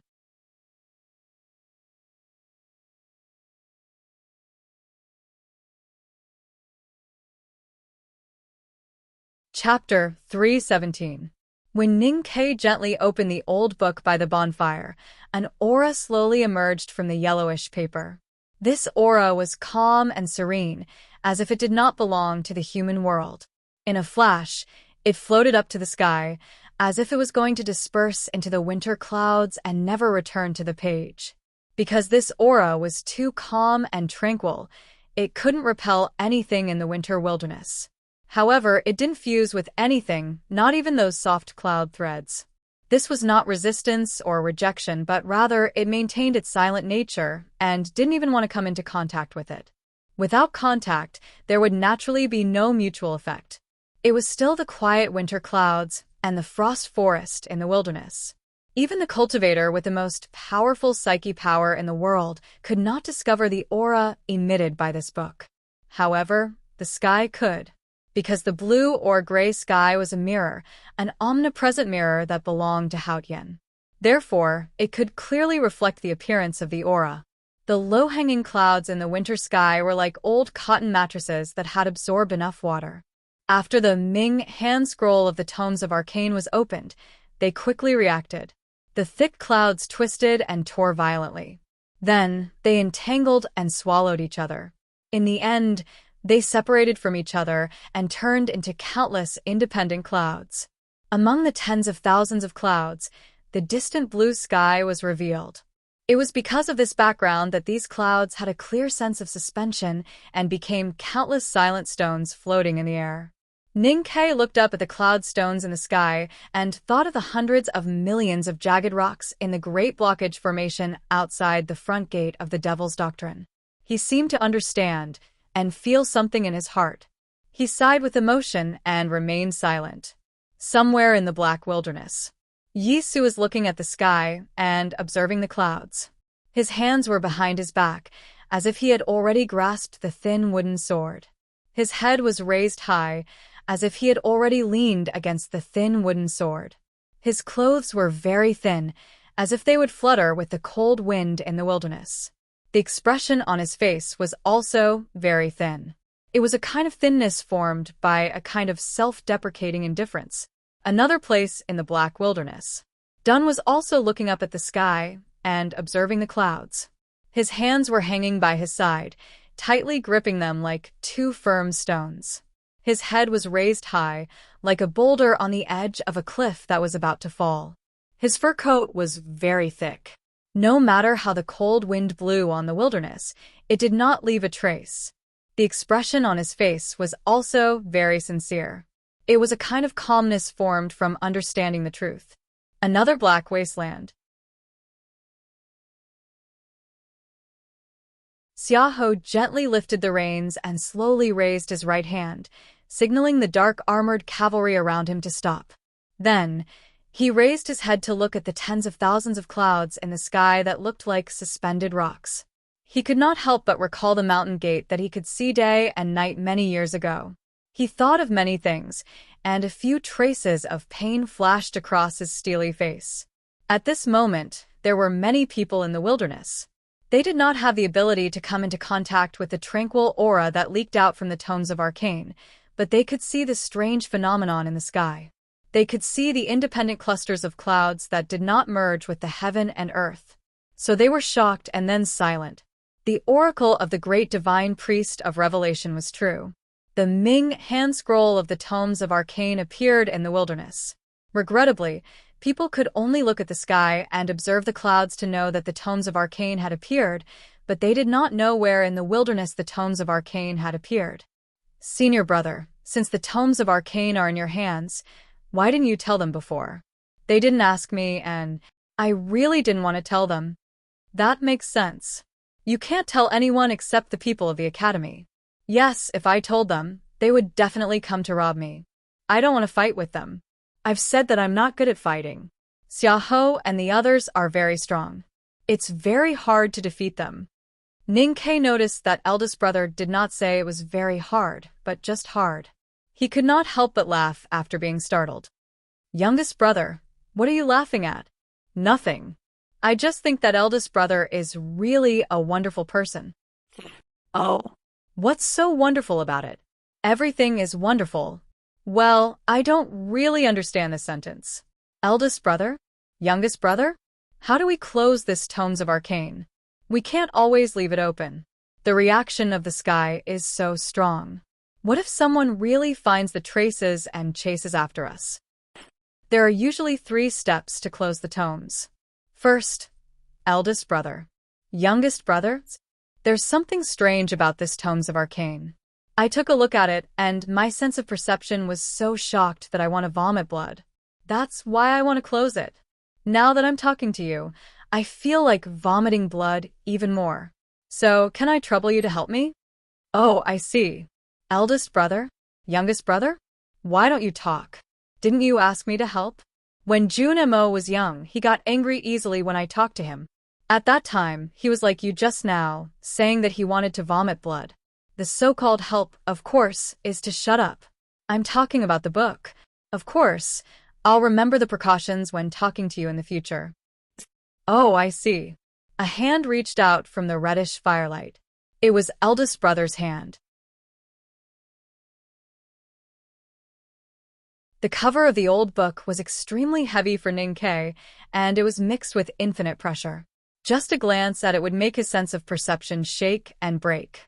However, it did not show any abnormality in eldest brother's hands, and it was closed with a gentle lift. As the pages were closed, the tens of thousands of clouds in the sky gradually dispersed and merged with each other. They returned to the gloomy and continuous stretch of wet cotton wool, covering the whole wilderness. Those powerhouses in the wilderness who sensed the celestial phenomenon and looked up at the clouds were silent for a long time. Then, with mixed emotions, they left silently. It was almost dusk. A very faint red sunset shone through the clouds and shone on the cold forest in the wilderness.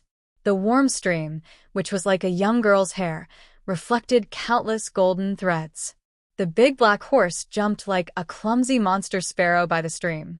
The beautiful young talisman master in a white coat chased after it. The color of the bonfire by the forest was getting darker and darker. Eldest brother put the leftover potato skin at his feet and asked slowly, "Did you find the Howren sword?" Ning Ke did not find the Howren sword that belonged to youngest uncle in the front gate of the Devil's Doctrine. But he knew what eldest brother really meant. So he nodded and said, "It's not the real sword, but I found it." Eldest brother looked very relieved and happy. He sighed and said, "That's good." After a moment of silence, Ning Ke asked very seriously, "Senior brother, why did you choose me to inherit youngest uncle's mantle?" The Ming hand scroll of the tomes of arcane had always been in the academy. Of course, the academy would not compete with other sections. It could only be for the mottled sword marks left by youngest uncle and the aura that wanted to return to the sect. Those sword marks and aura represented youngest uncle's spirit and mantle. They had been wandering outside because the front gate of the Devil's Doctrine was covered. Decades later, the front gate of the Devil's Doctrine was opened according to the heavens. It was at this time that the Empire and the Academy changed the plan for autumn practice and asked Ning Ke to lead the team to the wilderness. Now he naturally understood why. However, there were so many senior brothers and senior sisters in the back mountain of the Academy. He had the lowest state and the least experience. He had never met the headmaster of the Academy. Naturally, he was not the most favored one. So, why did he inherit youngest uncle's mantle? Because this is your lucky chance, youngest brother. Eldest brother looked at him with a gentle expression. His clean eyes seemed to be able to see through Ning Ke's heart. Ning Ke murmured and repeated, "Lucky chance." What is lucky chance? In Headmaster's words, it is those inexplicable but natural karma. However, Headmaster doesn't believe in lucky chance, but I do. In my opinion, Master Lotus, the divine hall for 1,000 years, the desolate man's invasion of the south, are all the same. Youngest brother, you're the same. Eldest brother said, "You wanted to enter the academy, so you entered. His Majesty needed you to come to the wilderness, so you came. You could feel youngest uncle's aura, so you went." When night came, the front gate of the Devil's Doctrine, which had been sealed for decades, opened. You were there, so you entered. There's no need to use logic to explain it, and it can't be explained. But it has its own cause and effect. So this is your lucky chance, not mine, not Junmo's or the other junior brothers and sisters. Ning Ke raised his head and looked at the vast snow-capped mountain in the distance. He thought about how he had left Chong and when he was young and grew up in the south of Min Mountain. 10 years later, he came to the north of Min Mountain. As the youngest disciple of the academy, he inherited youngest uncle's mantle. It seemed that something had really played a role in this. After an unknown period of time, he finally got rid of the inexplicable melancholy, and when he turned around, he met his eldest senior brother's gaze that was as clean as pure water. He couldn't help but be slightly stunned, and then he felt slightly sad. When he mentioned the front gate of the Devil's Doctrine to eldest brother, he did not mention the most secretive part. This was the reason for his sadness. When he met eldest brother for the first time in the academy last spring, he was afraid of eldest brother's cleanliness and the aura that made people unable to hide their sincerity. Now that he knew that eldest brother was his eldest brother and would definitely treat him well, he naturally did not fear him anymore. However, he felt more struggling and painful. Should he tell eldest brother about joining the devil? It was almost night, and the stars were already out. Darkness was about to cover the entire wilderness. The bonfire by the frost forest looked brighter and brighter. As the winter wind blew, the flickering flames illuminated Ning Ke's face. Ning Ke looked down at the bonfire in front of him. After a long silence, he finally made up his mind and said in a slightly tense voice, "Eldest brother, did youngest uncle join the devil? Was that why he was punished by heaven?" Eldest brother looked at him quietly and said, "Yes." Ning Ke raised his head and asked, "Then I inherited youngest uncle's mantle." Eldest brother said with a smile, "The Howren sword has the Great Spirit, and the Great Spirit has the Great Spirit. I have also learned the Howren sword." Ning Ke shook his head and said, "No." Eldest brother seemed to know what he was struggling about. He waved his hand to stop him and said with a smile, "Youngest brother, if you really don't know how to face some things, then you can talk to the teacher about it in the future. At a certain resort, I'm quite lucky. While many authors can't go online, I can. I can hold on. I'll definitely not be disconnected tomorrow. It's just that I'm not good at writing. If my writing is a little rough, please forgive me. Then, I strongly recommend Skeleton Fairy's new book, Templar. The book number is 2336338. I'm also very curious as to what kind of story this hot-blooded fellow will come up with in the Xianxia world. To be continued. If you like this work, please come to Qidian.com to vote for me. Your support is my greatest motivation. You're tuning in to the Biyao's Wuxia Chronicles YouTube channel. Don't forget to subscribe and join us on this journey to catch the most captivating stories.